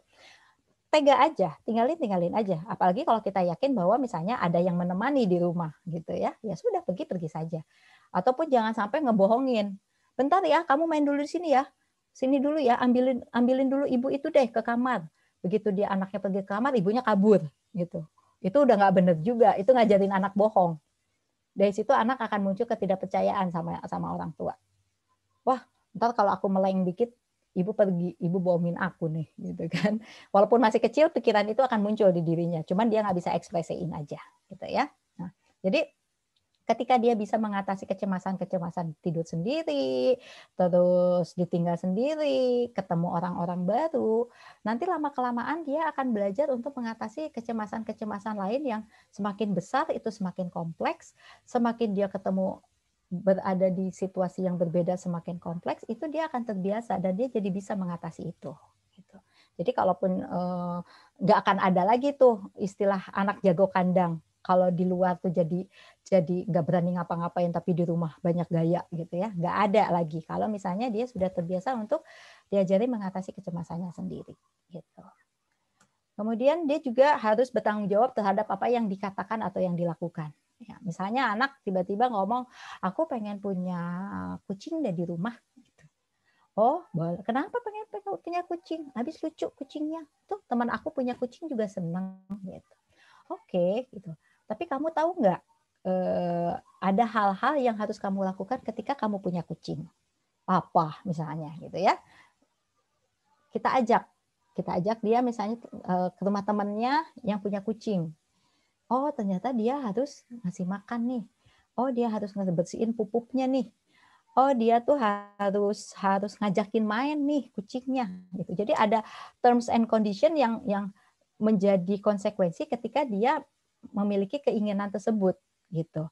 Nah, ketika akhirnya dia bilang, "Oke, nggak apa-apa, nanti aku mau, aku tetap pengen punya." Nah, kita ajarkan, kita tuntut tanggung jawab itu dari dia. Oke, berarti nanti kamu harus melakukan ini ketika kamu punya kucing, berarti nanti kamu yang bersihin pupuknya ya, kamu yang ngasih makan ya. Atau kalau itu masih terlalu too much buat dia kerjakan semua, oke, ibu bantu beresin ininya, kamu lakukan yang ini. Nanti kalau kamu udah bisa ngerjain yang A, nanti kamu tambah lagi ya ngerjainnya sama ngasih minumnya misalnya gitu. Jadi konsekuensi terhadap hal itu tuh harus diajarin. Kayak misalnya ketika dia makan permen, buang sampahnya sendiri, itu harus dia lakukan sendiri. Konsekuensi ketika kamu makan permen adalah kamu harus, di situ ada sampahnya, yang harus kamu buang sendiri. Dan itu dia harus buang sendiri. Supaya dia mengalami konsekuensi bahwa, oh, segala tindakan, segala pilihan aku itu pasti ada konsekuensi yang harus aku tanggung dan harus aku pertanggungjawabkan. Gitu. Jangan sampai dia makan, tapi misalnya bekasnya ibunya yang beresin. Gitu. Itu nggak benar. Jadi dia tidak akan belajar untuk bertanggung jawab terhadap pilihan-pilihan tindakan dia. Gitu. Kemudian juga ajarkan anak untuk mengekspresikan perasaan dan pemikirannya gitu ya. Jadi kalau misalnya kelihatan anaknya lagi bete atau lagi marah atau lagi apa, itu kita ajak dia untuk bisa mengenali, mengekspresikan gitu ya. Kamu kenapa sih marah-marah dari tadi? Oh, kamu kenapa sih cemberut aja dari tadi? Kamu ngerasain apa? Apa yang kamu rasain? Gitu ya. Atau misalnya saya punya klien, dia itu anaknya sangat pintar, jadi dia punya IQ-nya cukup besar, sehingga dia punya banyak informasi dan dia sangat cerewet. Cerewet di sini tuh jadi segala informasi yang sudah dia yang sudah dia tangkap itu pengen dia ceritain dan dia ungkapkan dengan sudut pandang dia. Ya, ibunya nggak tahan. Ini anak kenapa sih bawel banget? Aku kan lagi masak gitu kan. Aku tuh nggak tahan deh Bu. Terus kalau anaknya lagi begitu, ekspresi ibu apa? Udah deh, diam deh, jangan banyak omong deh. Ibu kan lagi masak. Udah, stop, pusing ibu. Kebayang nggak? Ini anak pinter, punya banyak ide, punya banyak informasi yang perlu untuk dia ekspresikan, tapi selalu di-cut. Atau misalnya ketika dia anaknya punya pendapat, dan pendapat itu menurut ibunya salah, ibunya, kok kamu ngaco sih? Kok gitu sih? Gitu. Dibantah, dipatahkan. Bayang nggak? Jadi si anaknya, oh berarti aku nggak boleh ngomong lagi ya. Aku salah ya kalau ngomong. Berarti aku kalau punya pikiran gitu, aku nggak boleh mengekspresikan. Bayang nggak? Jadi ibu ini tidak memberikan kesempatan anaknya untuk mengekspresikan apa ada yang di pikirannya. Ketika pun itu salah, ibunya tidak ada proses untuk mengkoreksi, meluruskan pemikiran itu. Jadi akhirnya anak ini, ya udah, lebih baik aku diem aja. Katarsisnya adalah atau pengeluarannya kompensasinya adalah ketika dia ketemu saya. Jadi kalau dia ketemu saya selama terapi, itu dia terus dia cerita. Akhirnya negosiasi saya sama dia. Kamu hari ini mau terapi, kalau mau cerita boleh. Tapi nanti setelah sesi terapi berakhir, kamu boleh cerita apapun. Tapi pada saat sesi terapi ini, kita butuh waktu untuk tidak bicara. Gitu. Jadi saya kasih tahu ke ibunya, pun kalau ibu lagi sibuk masak, nggak apa-apa ibu bilang aja, kamu mau cerita ya, lagi punya ide ya. Oke, tapi sekarang ibu lagi masak. Kalau ibu lagi masak, ibu nggak bisa dengar suara kamu. Nanti ya, selesai masak, kita ngobrol. Jadi si anak ini tetap akan punya kesempatan untuk menceritakan, mengungkapkan apa yang ada di pikiran dia, apa yang dia rasakan. Anak akan belajar untuk mengatur kata-katanya. Mungkin sering atau pernah ketemu anak-anak yang kalau cerita belepotan. Subjek, predikat, objeknya nggak jelas, ya. Jadi nggak beraturan gitu ceritanya. Nah, kita mungkin akan pusing ngedengerinnya. Tapi reaksi yang harus kita munculkan adalah kita koreksi. Oh, maksud kamu itu begini ya, gitu. Kemarin itu ya ada sepeda kucing ditabrak gitu. Oh, maksud kamu tuh kemarin ada kucing ditabrak sepeda. Nah, kan? Iya benar gitu. Daripada kita ngomong, apa sih kamu ngomong ngaco banget gitu. Dua hal reaksi ini kan jadi beda.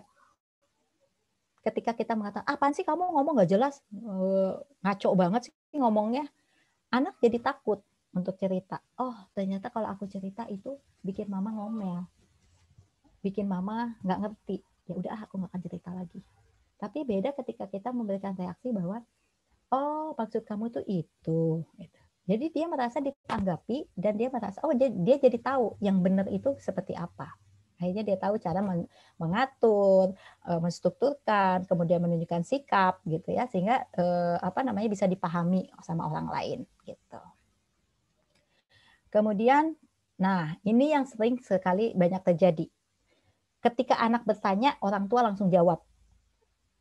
Ya, kayak Google lah, kalau kita nanya langsung dikasih jawaban gitu. Ya. Nanya A langsung B. Nanya A langsung gini. Nanya B langsung dikasih jawaban gitu. Anak jadi tidak pernah diberi kesempatan untuk, let's say sebetulnya dia udah tahu informasi mengenai hal itu. Let's say misalnya anak nanya, Bu, kalau proses turunnya hujan itu gimana sih? Ibunya langsung ngejelasin, gitu. Anak itu akan jadi pasif. Oh, begitu. Udah. Tapi ketika kalau ibunya berespon, oke, oh proses hujan. Udah diajarin belum di rumah, di sekolah? Udah. Oke. Yang diajarin di sekolah apa? Aku lupa, Bu. Makanya aku nanya sama ibu. Oke, kalau kamu lupa, ambil bukunya. Ambil bukunya, terus kamu baca lagi. Baca lagi tentang proses hujan itu, nanti kamu cerita sama ibu. Gimana sih proses hujan itu terjadi? Nah, dua reaksi yang berbeda akan memberikan dua hasil yang berbeda pada anak. Benar gak? Yang satu akan jadi mikir lagi, akan ada proses lagi, oh iya ya, kalau aku nggak tahu aku harus nyari di buku. Oh iya ya, aku tuh udah pernah diajarin, berarti aku harus cari nih ke sumbernya yang lebih mumpuni adanya di buku. Oh yaudah aku baca lagi. Dia akhirnya jadi belajar lagi, baca lagi gitu. Kemudian dia belajar lagi untuk mengekspresikan itu, menjelaskan lagi ke ibunya. Sementara yang satu tadi udah nelan aja mentah-mentah, kayak disuapin, udah dapat, udah gitu. Ini akan menghasilkan jadi anak tidak terbiasa untuk mencari alternatif gitu ya, alternatif solusi. Atau misalnya, Bu, aku pengen apa misalnya gitu. Bu, aku lapar gitu. Aku pengen pizza. Ya udah misalnya langsung dibeliin pizza. Tapi anak misalnya, tapi kayaknya masih ada makanan deh di rumah. Kamu harus banget makan pizza. Kamu lapar atau pengen makan pizza? Aku sih lapar. Oke, kalau lapar, kayaknya ada sesuatu deh di meja. Coba kamu lihat. Jadi, oh iya ya, ternyata kalau aku lapar nggak harus makan pizza tuh, aku bisa tuh cari yang lain di dapur yang masih yang penting perutku terganjal misalnya gitu ya. Jadi anak tidak serta-merta langsung harus selalu mendapatkan jawabannya. Jadi ada proses dulu dia berpikir, proses mencari jawaban gitu ya. Semua itu akan harus terjadi sama dirinya gitu. Jadi pun nanti ketika ibu bapaknya nggak ada, ya kita nggak usah takut. Anak ini kita nggak usah cemas. Kalau nanti ada apa-apa nih anak bisa nggak ya? Pasti bisa. Karena dia sudah terlatih untuk mencari solusinya sendiri. Dia akan mencoba memikirkan, gue punya sources apa nih di sekitar gue yang bisa menyelesaikan, gitu. Apa ya yang bisa aku lakukan, gitu. Itu jadi bisa sesimpel misalnya dulu kayak anak saya dia lupa masuk kamar mandi terus suka bawa anduk, gitu ya. Bawa anduk terus, aduh kalau aku teriak minta anduk pasti aku dimarahin, katanya gitu ya. Dikasih nggak ya? Akhirnya dia apa? Ngandukin aja sendiri dengan bajunya dia sendiri, misalnya walaupun konsekuensinya itu jadi baju kotornya gitu ya, jadi nggak bersih-bersih amat misalnya ke badannya, tapi dia akhirnya bisa menemukan alternatif solusi yang ada pada saat itu. Gitu. Saya curiga kalau ibu-ibu angkatan saya mungkin tahu Mike Gavin kali ya, Mike Gavin kan dia selalu nemuin tuh solusi dengan apa aja yang dia ada. Mungkin dia karena seperti ini, karena mungkin sama orang tuanya dulu dia selalu dikasih kesempatan di challenge. Jadi ketika dia menemukan masalah, tidak langsung diberikan jawaban, tapi dia di challenge untuk menemukan sendiri solusinya. Gitu. Jadi akhirnya dia mikir aja dengan apa yang ada, aku bisa menyelesaikan apa. Gitu. Kemudian juga, nah ini untuk melihat berbagai alternatif. Nah, untuk bisa mengatasi masalah, jadi orang tua itu bukan the only way. Kalau sekarang kan kita the only way kita adalah Google ya. The only way kita Google.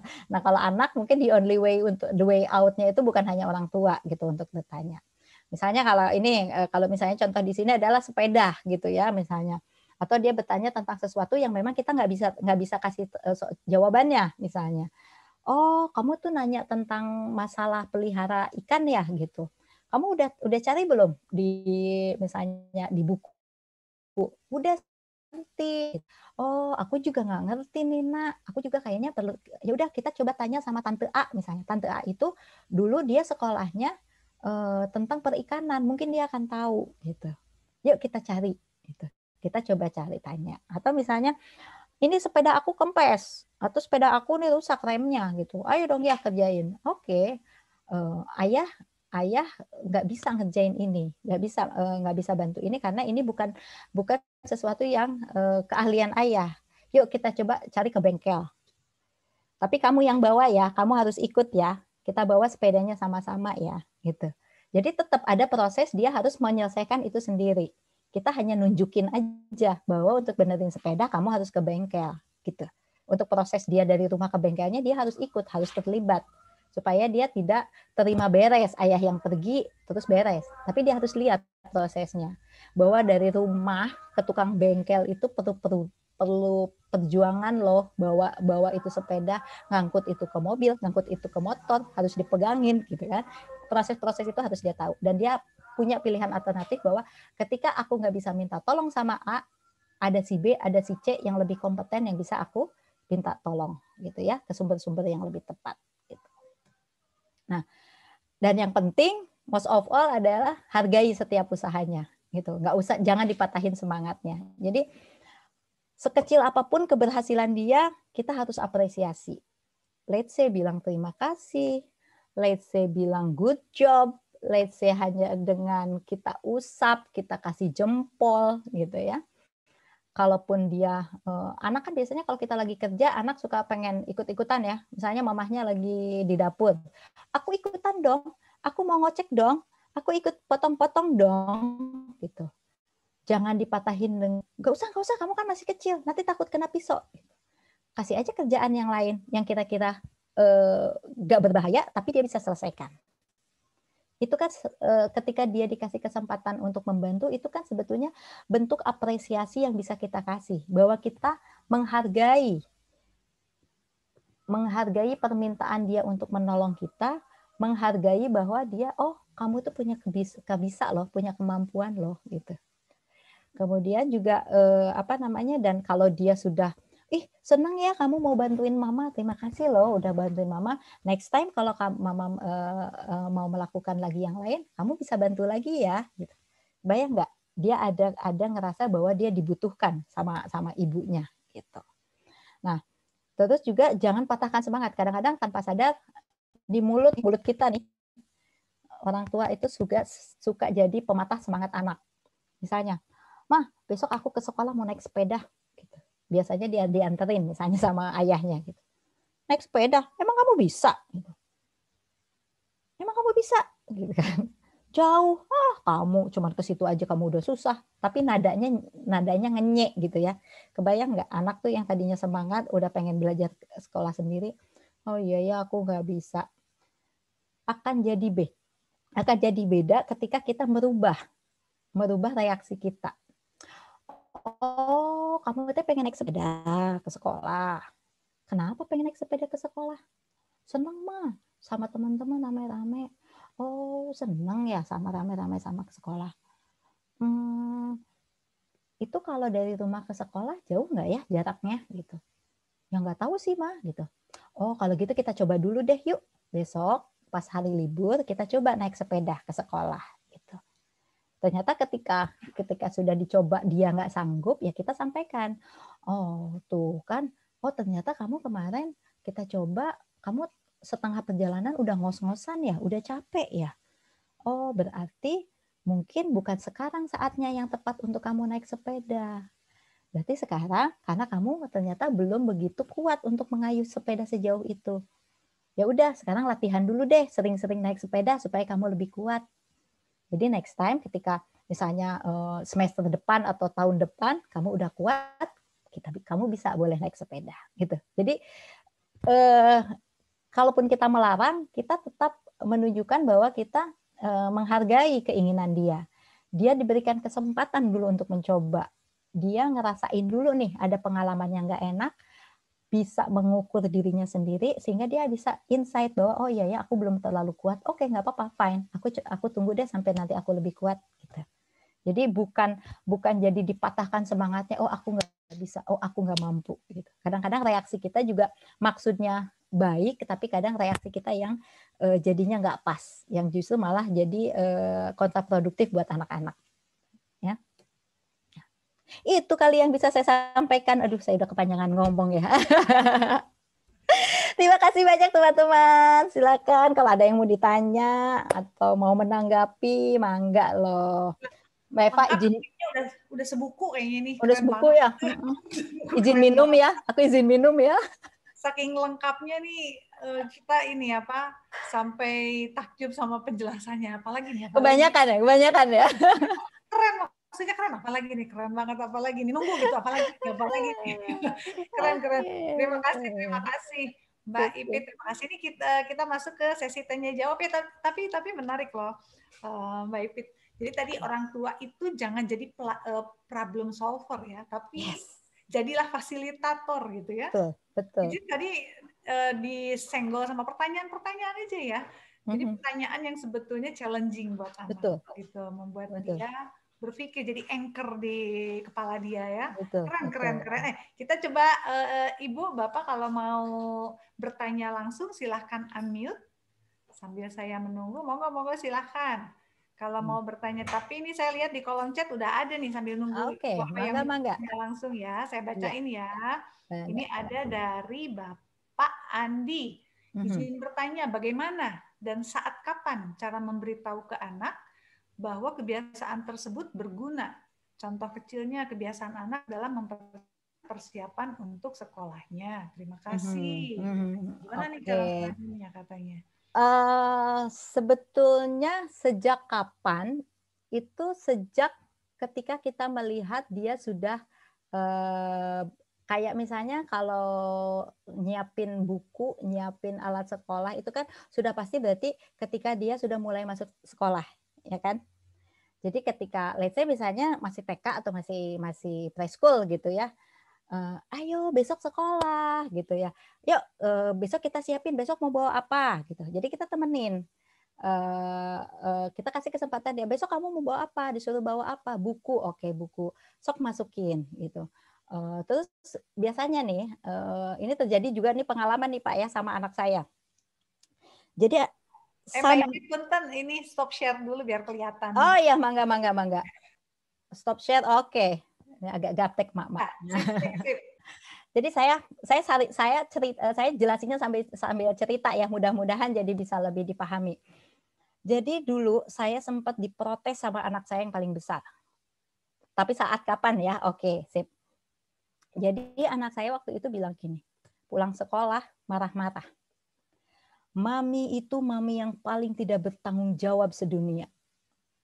Saya digituin sama anak saya. Hah? Mami itu adalah mami yang paling tidak peduli sama anaknya. Hah, gitu kan. Kalau ngikutin pada saat itu emosi jiwa dong, maksud dia apa gitu. Terus saya bilang, kok kamu bisa ngomong gitu sih nak gitu. Kenapa kamu bisa ngomong gitu? Iya, semua anak di kelas aku bukunya itu disiapin sama ibunya. Cuman aku yang nyiapin bukunya sendiri. Itu kan artinya mami nggak bertanggung jawab sama aku. Aku bilang gitu. Oke, kata gitu. Sekarang yang sekolah siapa? Aku. Oke. Yang butuh buku itu siapa? Aku. Oke. Yang tahu mana buku matematik, yang tahu mana buku bahasa Indonesia siapa? Aku. Oke. Kalau aku yang sekarang kalau mami yang beresin, mami tahu nggak? Enggak. Kalau salah, oh iya ya. Ya udah, berarti karena itu punya kamu, tanggung jawab kamu harus lakukan itu sendiri. Gitu. Jadi terus saya bilang, nanti kalau misalnya mami yang masukin, terus mami nggak tahu, terus ketinggalan, gimana? Nanti aku diomelin sama bu guru. Iya. Gitu. Jadi kalau ditanya sejak kapan ya tadi ya Pak ya? Jadi sejak kapan ya kita sambil jelas. Bu, ya. Saat kapan Bu? Saat kapan ya? Saat kapan bukan sejak kapan. Ya. Terima kasih. Jadi, saat kapannya adalah konsekuensi. Jadi ketika misalnya nak nanti kalau mau sekolah tolong dibereskan sendiri ya gitu. Kenapa? Nah pada saat dia bertanya kenapa itu pada saat itu Bapak bisa jelasin kenapanya. Atau misalnya Bapak langsung bisa jelasin harus kamu yang mengerjakan sendiri, harus kamu yang melakukan sendiri karena itu adalah tadi kamu yang sekolah, itu menjadi tanggung jawab kamu. Kamu yang tahu apa yang kamu butuhkan. Kamu yang tahu apa yang kamu perlukan gitu. Jadi saat kita meminta dia untuk melakukan itu sendiri, kita bisa sampaikan alasannya kenapa gitu. Jadi yang penting listening Pak. apapun yang kita minta dia untuk lakukan, itu kita sampaikan alasannya. Ataupun pada saat kita melarang dia melakukan sesuatu, reasoningnya yang harus disampaikan. Pada saat itu juga, gitu. Supaya anak tuh jadi tahu, oh aku nggak boleh, misalnya gini, sekarang kamu nggak boleh main keluar ya, gitu. Kenapa? Ya nggak boleh aja. Atau akan beda ketika misalnya, jangan main keluar, karena sekarang di luar panas. Ketika panas, nanti kepala kamu pusing. Jadi one day ketika dia mau main keluar, terus dia lihat cuaca panas, dia akan ingat, oh iya ya kalau panas aku suka pusing. Jadi udah berarti nanti aja deh aku mainnya. Jadi kita nggak usah capek lagi ngingetin, karena reasoningnya sudah kita sampaikan gitu. Jadi apapun yang akan kita berikan ke anak-anak, reasoningnya itu tetap yang harus diberikan gitu. Jadi saat itu ya Bu ya, Betul, saat itu Bapak minta, saat itu Bapak sampaikan alasannya gitu Pak. dengan melibatkan kedua orang tua atau salah satu Bu? Boleh. Jadi gini Pak, kalaupun hanya misalnya orang tua satu yang menyampaikan, it's okay. Tapi yang harus diingat ketika Bapak katakanlah bikin satu aturan, ya, Ibu sama Bapak ini mesti kompak dulu. Jangan sampai Bapak iya, Ibu enggak. Nanti kalau Bapak iya, Ibu enggak, pada saat dienggain sama ibunya, pasti dia lari ke Bapak yang ngeiyahin. Benar enggak? Dan anak jadi dilema. Kok sama mama nggak boleh, sama papa nggak boleh, sama papa boleh. Gitu. Jadi kalau menyampaikannya boleh sendirian, tapi apakah itu jadi suatu keputusan bersama? Yes, itu harus kesepakatan ibu dan bapak, gitu Pak. Oke. Semoga terjawab ya Pak Andi ya. Terima kasih Bu. Sama-sama. Ya, Ipit ada Bu Anis yang sudah Oh raise ya, hand. oke, mangga silakan Bu Anis. Ya, Assalamualaikum. Waalaikumsalam warahmatullahi wabarakatuh. Ya, ada 2 pertanyaan, Bu. Ya, mangga, Bu. Pertama, bagaimana menanggapi perbedaan standar kemandirian anak antara orang tuanya dan eyangnya? Karena suka beda pendapat. Betul. Dan kedua, apa yang harus kita lakukan ketika kita baru menyadari bahwa anak kita itu telat mandiri? Oke. Demikian pertanyaan dari saya. Terima kasih. Oke. Assalamualaikum. Dilema orang tua dan eyang itu kayaknya di mana-mana ya Mbak Eva ya. Anaknya usia berapa ya tadi ya Mbak Anis? Bu Anis, anaknya usia berapa nih? Usia berapa Mbak Anis? Usia sekitar 12-13, Bu. Okay. Mau masuk remaja ya. Lagi sedang-sedangnya ya, minta dijitak ya Mbak Anis ya.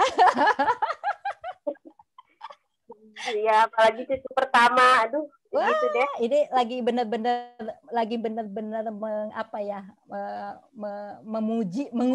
menguji kesabaran banget ya Mbak Anis ya. Iya. Ini tinggalnya sama eyang satu rumah juga sama eyang. Iya. Oke. Betul. Jadi artinya memang ini harus tricky ya, begitu ya Mbak Eva ya, tricky ketika memang harus ngobrol heart to heart dengan eyangnya dulu, itu ya. Karena kadang-kadang kan kalau eyang itu lebih menservis ya ke cucu ya, lebih pengen bikin cucunya seneng, cucunya happy, apa yang kita nggak boleh tiba-tiba dibolehin sama eyangnya, gitu ya. Atau kalau misalnya, jadi kita bisa diskusi sama eyangnya gitu. Jadi artinya kita bicara baik-baik, pendekatan mungkin ibu lebih tahu lah ya apa selahnya untuk masuk ke eyangnya seperti apa, bahwa kita sudah menerapkan standarnya seperti ini. Jadi kalaupun misalnya eyangnya terus tiba-tiba nyuapin atau apa gitu, kita bisa mungkin sambil bercanda atau apa misalnya, oh eyang nyuapin karena eyang sayang ya gitu, tapi kan udah gede bisa dong makan sendiri gitu. Jadi hal-hal yang seperti itu mungkin kita bisa sampaikan juga, atau misalnya kita sampaikan ke anaknya. Kalau misalnya anaknya kooperatif gitu ya, anaknya terus bisa diajak ngobrol, misalnya nanti kalau misalnya eyang mau nyuapin kamu atau misalnya mau apalah gitu ya, sesuatu yang sudah disepakati sebetulnya tidak boleh dilakukan, nggak apa-apa kamu bilang aja, yang aku bisa kok makan sendiri, tapi kamu sampaikannya dengan baik-baik ya nak gitu. Jadi sebetulnya ini lebih ke komunikasi sih, yang harus sesuatu yang harus dikomunikasikan, karena mungkin sebetulnya yang ini nggak tahu yang ada di ibu bapaknya itu sebetulnya sudah punya plan apa, sudah punya nilai apa sebetulnya yang pengen diterapin ke anaknya gitu. Jadi kadang-kadang akhirnya kan karena apalagi orang Indonesia ya, kita ya suka nggak enakan ya, apalagi sama orang tua ya gitu kan, nggak enak nih gitu. Tapi itu harus kita sampaikan gitu ya, harus kita sampaikan bahwa kita punya nilai apa, aku tuh pengennya begini loh gitu. Atau misalnya diskusinya adalah kita minta pendapat sama eyangnya. Jadi kita kayak eyang nggak boleh gitu, enggak. Tapi yang aku tuh pengennya si A itu seperti ini deh. Jadi kita saya dan suami punya kesepakatan kayak gini-gini. Eyang ada masukan nggak yang gitu. Jadi diskusi sama eyangnya. Jadi kita pun tahu apa sih yang ada di pikiran eyangnya terkait dengan bagaimana dia membesarkan cucunya gitu, keterlibatan dia di cucunya gitu. Jadi dari situ mungkin akhirnya bisa kita menemukan kesepakatan. Oke, berarti buat si A ini kita harus bagaimana gitu loh. Gitu. Jadi tanpa ada yang merasa tersinggung atau menyinggung gitu kan, karena mungkin Mbak Anis jadi nggak enak juga sama Eyang kalau mau ngingetin gitu ya Mbak Anis ya. Iya, posisinya eyangnya ya Bu Anis ya, betul Iya. Nah, posisinya kebetulan eyangnya baik. Kenapa? Posisinya Bu Anis itu jadi jadi eyang ya. Oh, I see. Ya berarti eyang bisa ngasih masukan. Misalnya eyang melihat bahwa kok anak ini jadi manja ya gitu ya. Kok anak ini kayak gini. Jadi eyang bisa melihat, sampaikan dari hasil observasi eyang gitu lah. Kok eyang ngelihat seharusnya kan anak usia segini tuh harusnya bisa gini ya. Menurut kamu bisa lihat itu nggak nak gitu. Jadi sampaikan itu ke anak. Jadi dari observasi eyang dilihat itu seperti apa gitu. Jadi disampaikan juga. Jadi intinya adalah ngobrol, didiskusikan gitu loh. Jadi mungkin apa sih yang mungkin bisa ditanya ke anaknya. Jadi sebetulnya apa sih yang mereka sebagai orang tua harapkan dari anak ini gitu. Jadi sebagai eyang mungkin jadi bisa ngasih masukan-masukan dari sudut pandang eyang gitu loh, didiskusikan sih sebetulnya, karena jangan sampai eyang sama orang tuanya justru nanti berdebat di depan anaknya. Jadi tambah bingung. Jadi tambah bingung. Nanti kalau eyang ngomong, kalau misalnya eyang ternyata tidak menyenangkan gitu, banyak aturan, nggak mau deket-deket eyang. Atau misalnya orang tuanya yang banyak aturan, dia akan deket-deketnya maunya sama eyang gitu kan. Nah, jadi kalaupun mau didiskusikan ya berarti di belakang gitu ya, di belakang si anaknya gitu. Terus kalau sudah telat mandiri, sebetulnya kalau dibilang telat ya tidak ada kata terlambat ya sebetulnya ya Mbak Eva ya. Jadi tetap harus kita mulai lagi dari hal yang sederhana. Jadi misalnya kalau misalnya anak ini sudah tidak terlihat tidak terbiasa untuk apa-apa, misalnya tergantung mbaknya, nyuruh seenaknya sama mbaknya. Apa-apa pokoknya gimana mbak gitu. Nah dimulai dari yuk oke, sekarang kamu coba beresin buku kamu sendiri dulu deh gitu. Jadi dari hal yang sederhana aja dulu. Misalnya habis makan langsung simpen ke meja makan dulu gitu.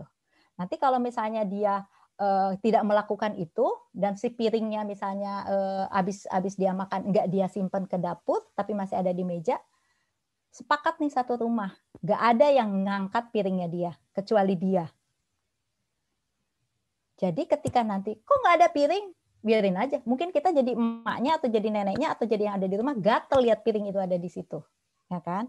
Tapi itu karena bagian tanggung jawab dia yang nggak dicuci, karena ini adalah tadi perjanjiannya kalau ini selesai makan ada di dapur baru dicuci. Kalau nggak ada di dapur berarti tetap di meja, ya sudah. Selama itu tidak ada di dapur tidak dicuci, gitu. Jadi konsekuensi itu yang harus terbiasa si anak tetap alami gitu loh, supaya ada lesson to learn gitu. Karena kalau enggak nanti ya udah aku simpan aja di situ, entar juga dicuciin.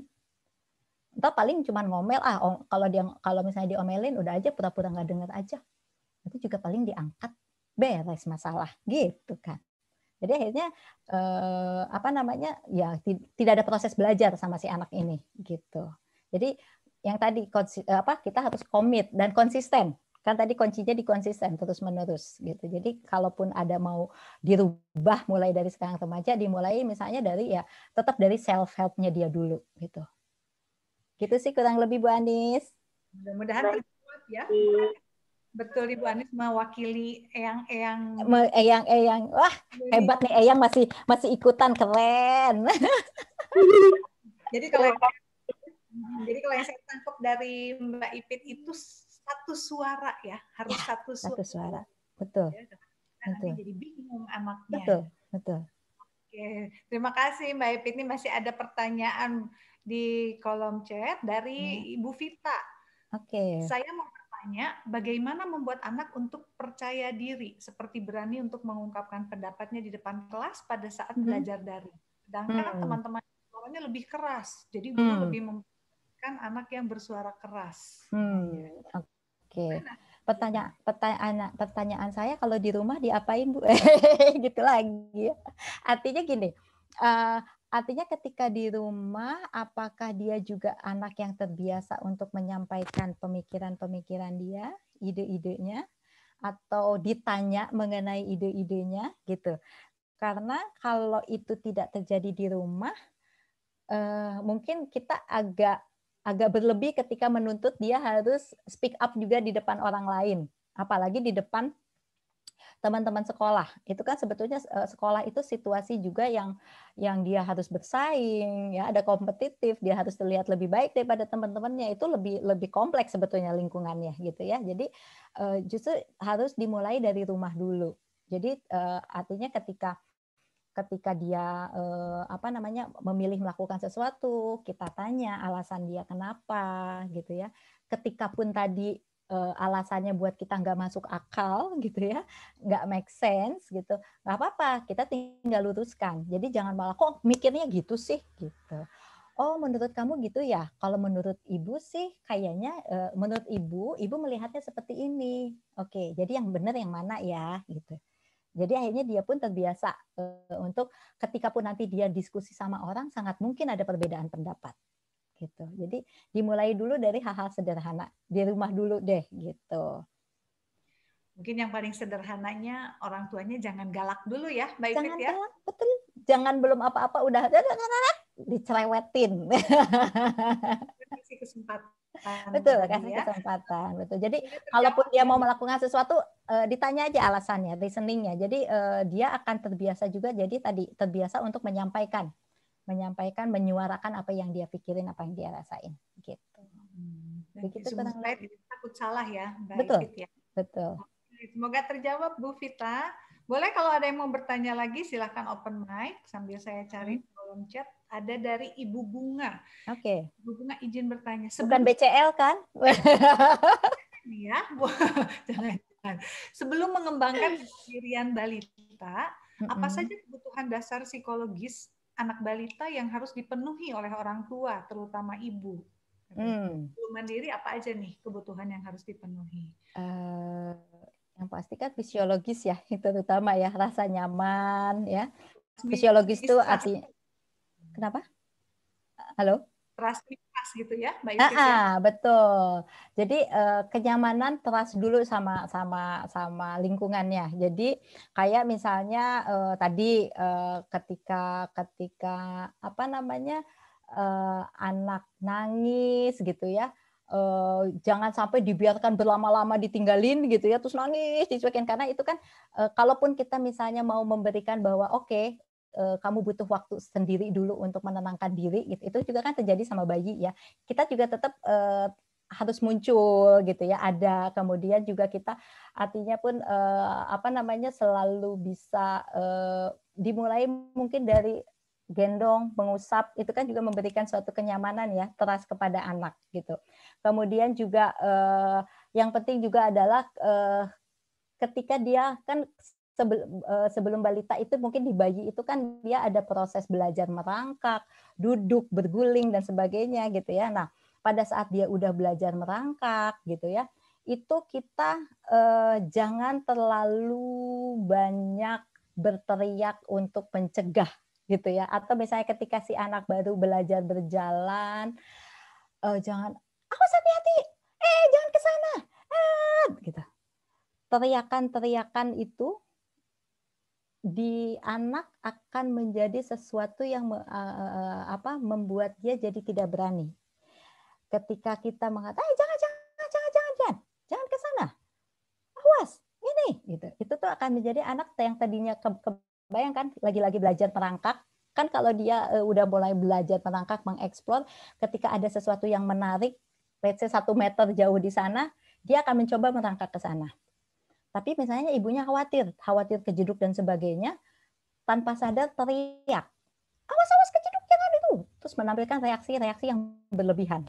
Nah, itu tuh akan menstop anak untuk akhirnya berani dan mau mengeksplor, gitu. Kalaupun kita khawatir secara fisik itu akan melukai, mending kita samperin, nggak usah banyak omong, misalnya kita pegang di bagian yang benda yang mungkin berbahaya buat dia, gitu, kita halangin, sudah cukup, gitu. Jadi ketika dia belajar merangkak, kemudian dia mengeksplor seluruh lingkungannya tanpa ada rasa khawatir dia dilarang dan sebagainya, itu juga bisa membuat anak juga jadi yakin, gitu, yakin sama dirinya bahwa ternyata aku bisa mengeksplor.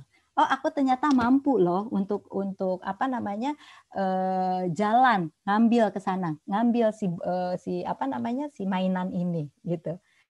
Jadi reaksi-reaksi kita sebetulnya sebagai ketika dia masih bayi pun, reaksi-reaksi kita ini jangan terlalu berlebihan yang membuat kemudian anak jadi takut dan ragu, gitu ya. Kayak misalnya anak yang baru bisa masukin sesuatu, bayi kan biasanya belajarnya fase oralnya kan masukin segala mainan tuh ke dalam ya, ke dalam mulut ya. Nah, orang tua kan takut kotor, ya kan? Alasannya jangan kotor, ditahan. Padahal ketika dia belajar memasukkan itu ke mulutnya, itu adalah fase dia belajar mengenali bentuk. Oh, ini tangan aku. Oh, bentuk tangan aku tuh begini. Ada jari-jarinya. Tapi ketika proses ini kita tidak beri kesempatan buat dia akan jadi tidak punya secara kognitifnya dia juga tidak punya pengetahuan untuk itu, dan dia juga jadi tidak berani untuk melakukan hal-hal yang seharusnya sudah bisa dia lakukan, gitu. Jadi reaksi kita sebagai orang tua yang harus mungkin tidak selama itu masih kita anggap aman dan sebagainya, pun kalau itu pun berbahaya, reaksi kita jangan terlalu heboh dan berlebihan, sehingga anak tetap akan merasa nyaman, trust pada lingkungan, begitu kurang lebih. Dan trust tadi terbentuk sebetulnya dari bayi ya, Mbak Ipit ya? Dari bayi, betul dari bayi. Ya. Saat saya menangis, ibu cepat datang nggak, gitu ya? Trust ya. Betul. Semoga terjawab Ibu Bunga. Oke, ada lagi? Saya kasih kesempatan lagi kalau di kolom chat sebetulnya sudah habis. Sudah habis ya. Kalau ada yang mau bertanya langsung silahkan unmute. Monggo, saya kasih satu lagi ya sebelum azan zuhur. Oh iya ya. Udah kelebihan ya waktunya ya. Ya Allah. Belum. Oh belum ya. Belum. Ada yang mau bertanya lagi? Ada Lina nih, Alina angkatan 95. Oh begitu. Ya Allah, berarti tahu. Halo, saya dong. Halo Mbak Ipit. Tahu dong. Pantesan dia senyum-senyum dari tadi, ya Allah. Tahu kelakuan aku dari dulu ya. Enjoy banget. Aku enjoy banget dengerin penjelasannya dan seneng banget karena materi kemandirian tuh kan sering jadi sesuatu yang skip ya di orang tua. Betul. Seperti tadi dijelasin sih udah jelas banget. Jadi makanya panjang banget tuh pemaparannya, karena memang orang tua sekarang kan cenderung ingin anaknya nggak susah, ingin cepet selesai, jadi nggak tahu proses, terus ujuk-ujuk nanti SMP ya itu tadi kayaknya bisa mandiri gitu. Jadi ya kalau lagi dapet klien kayak gitu, atau dulu aku pernah di sekolah Mbak Ipit, itu benar-benar maksudnya challenging banget untuk menghadapi orang tua yang merasa, loh saya kan nggak pengen anak saya susah, saya biayain deh, ada neninya juga nggak satu gitu ya. Jadi materi kayak gini nih menurut aku harus lebih banyak digembar-gemborin gitu supaya orang tua aware bahwa nanti ujungnya di emosi, di akademik itu pasti muncul ketika dia nggak mandiri gitu. Jadi mungkin harus apa ya, banyak belajar relasinya apa gitu dari si mandiri nyuap sendiri nanti jadi ke cara nulis, jadi ke visual motorik, visual spasial juga, lihat benda gini kayak gini. Nah, itu yang kadang-kadang suka aduh harus diulang lagi, apalagi tahun ajaran baru mulai lagi dengan orang tua gitu. Nah, dan sekarang kan di ini ya. Jadi di era belajar dari rumah juga sebenarnya kesempatannya banyak banget ya sebenarnya. Makanya tapi tetap aja sekarang yang reward tetap emak-emaknya kan sekarang. Iya. Kalau saya boleh sharing ini ya. Saya ketika ngedengar banyak banget ibu-ibu curhat betapa riwehnya di PJJ ini, saya malah gini, ini gue yang nggak tahu apa-apa, apa orang yang riweh ya gitu, karena saya nggak ngalamin fase yang namanya riweh itu sama sekali, nggak ngalamin, serius saya nggak ngalamin gitu. Jadi emang seriweh itu ya gitu ya. Aku tuh jadi baru kerasa, baru kesadar tuh sekarang gitu. Oh ternyata ya sebegitu anak ini dependen banget sama orang tuanya sehingga pada saat harus PJJ orang tuanya kelimpungan gitu. Nah itulah tugas kita ya, ini ya, mengingatkan kembali. Setiap tahun akan muncul mamah muda. Setiap tahun akan muncul mamah muda. Betul. Nggak tahun, tiap hari datang muncul mamah muda. Ingatkan kembali. Ya mudah-mudahan ayah bunda yang sih mendapat pencerahan ya. Dan semoga ilmu yang dari sini tuh sharing juga ke teman-temannya yang lain ya. Betul, nanti ya saya ingatkan juga yang tidak sempat hadir di sini bisa akses rekaman seminar atensi itu kan di YouTube. Jadi ya mudah-mudahan mamah muda mamah muda di wilayah dapat awareness gitu ya, dan harus rajin datang ke sini tentunya. Ya betul. Makanya saya suka senang banget sama orang tua yang mau meluangkan waktu untuk ikut kelas parenting itu udah keren banget menurut saya gitu. Karena kita juga sebetulnya dari sesi ini kita psikolog aja kan sebetulnya dapat insight ya, betul nggak Alina? Kita juga kan dapat insight. Iya banget. Betul banget. Baca buku lagi ya, Alina ya. Siapa tahu ada yang skip. Ya betul banget kan itu. Kalau ketemu kayak gini tuh dapat practical tips kan. Nah itu kan practical tips yang nggak ada di buku, yang bisa kita langsung kasih ke orang tua. Karena sering banget kan kalau kita kasih saran, udah Bu, udah aku kerjain nggak berhasil gitu kan, udah langsung pasang tembok tuh kayak gitu. Jadi mungkin kita harus muter dulu ngobrolnya, masuknya lewat mana gitu. Itu jadi banget, kayak itu banget bener. Aku itu yang aku cari sih, itu yang aku cari dengan ikut atensinya Eva, dengan ikut daring-daring yang lain ini, karena tiap orang beda, punya cara sendiri untuk mendekatinya, bagaimana untuk menyampaikan itu sih. Dan banyak thank you, banyak ilmu baru ya, kita kan harus update terus dengan perkembangan. Sekarang kan banyak ilmu yang baru, mudah-mudahan bermanfaat. Iya. Amin.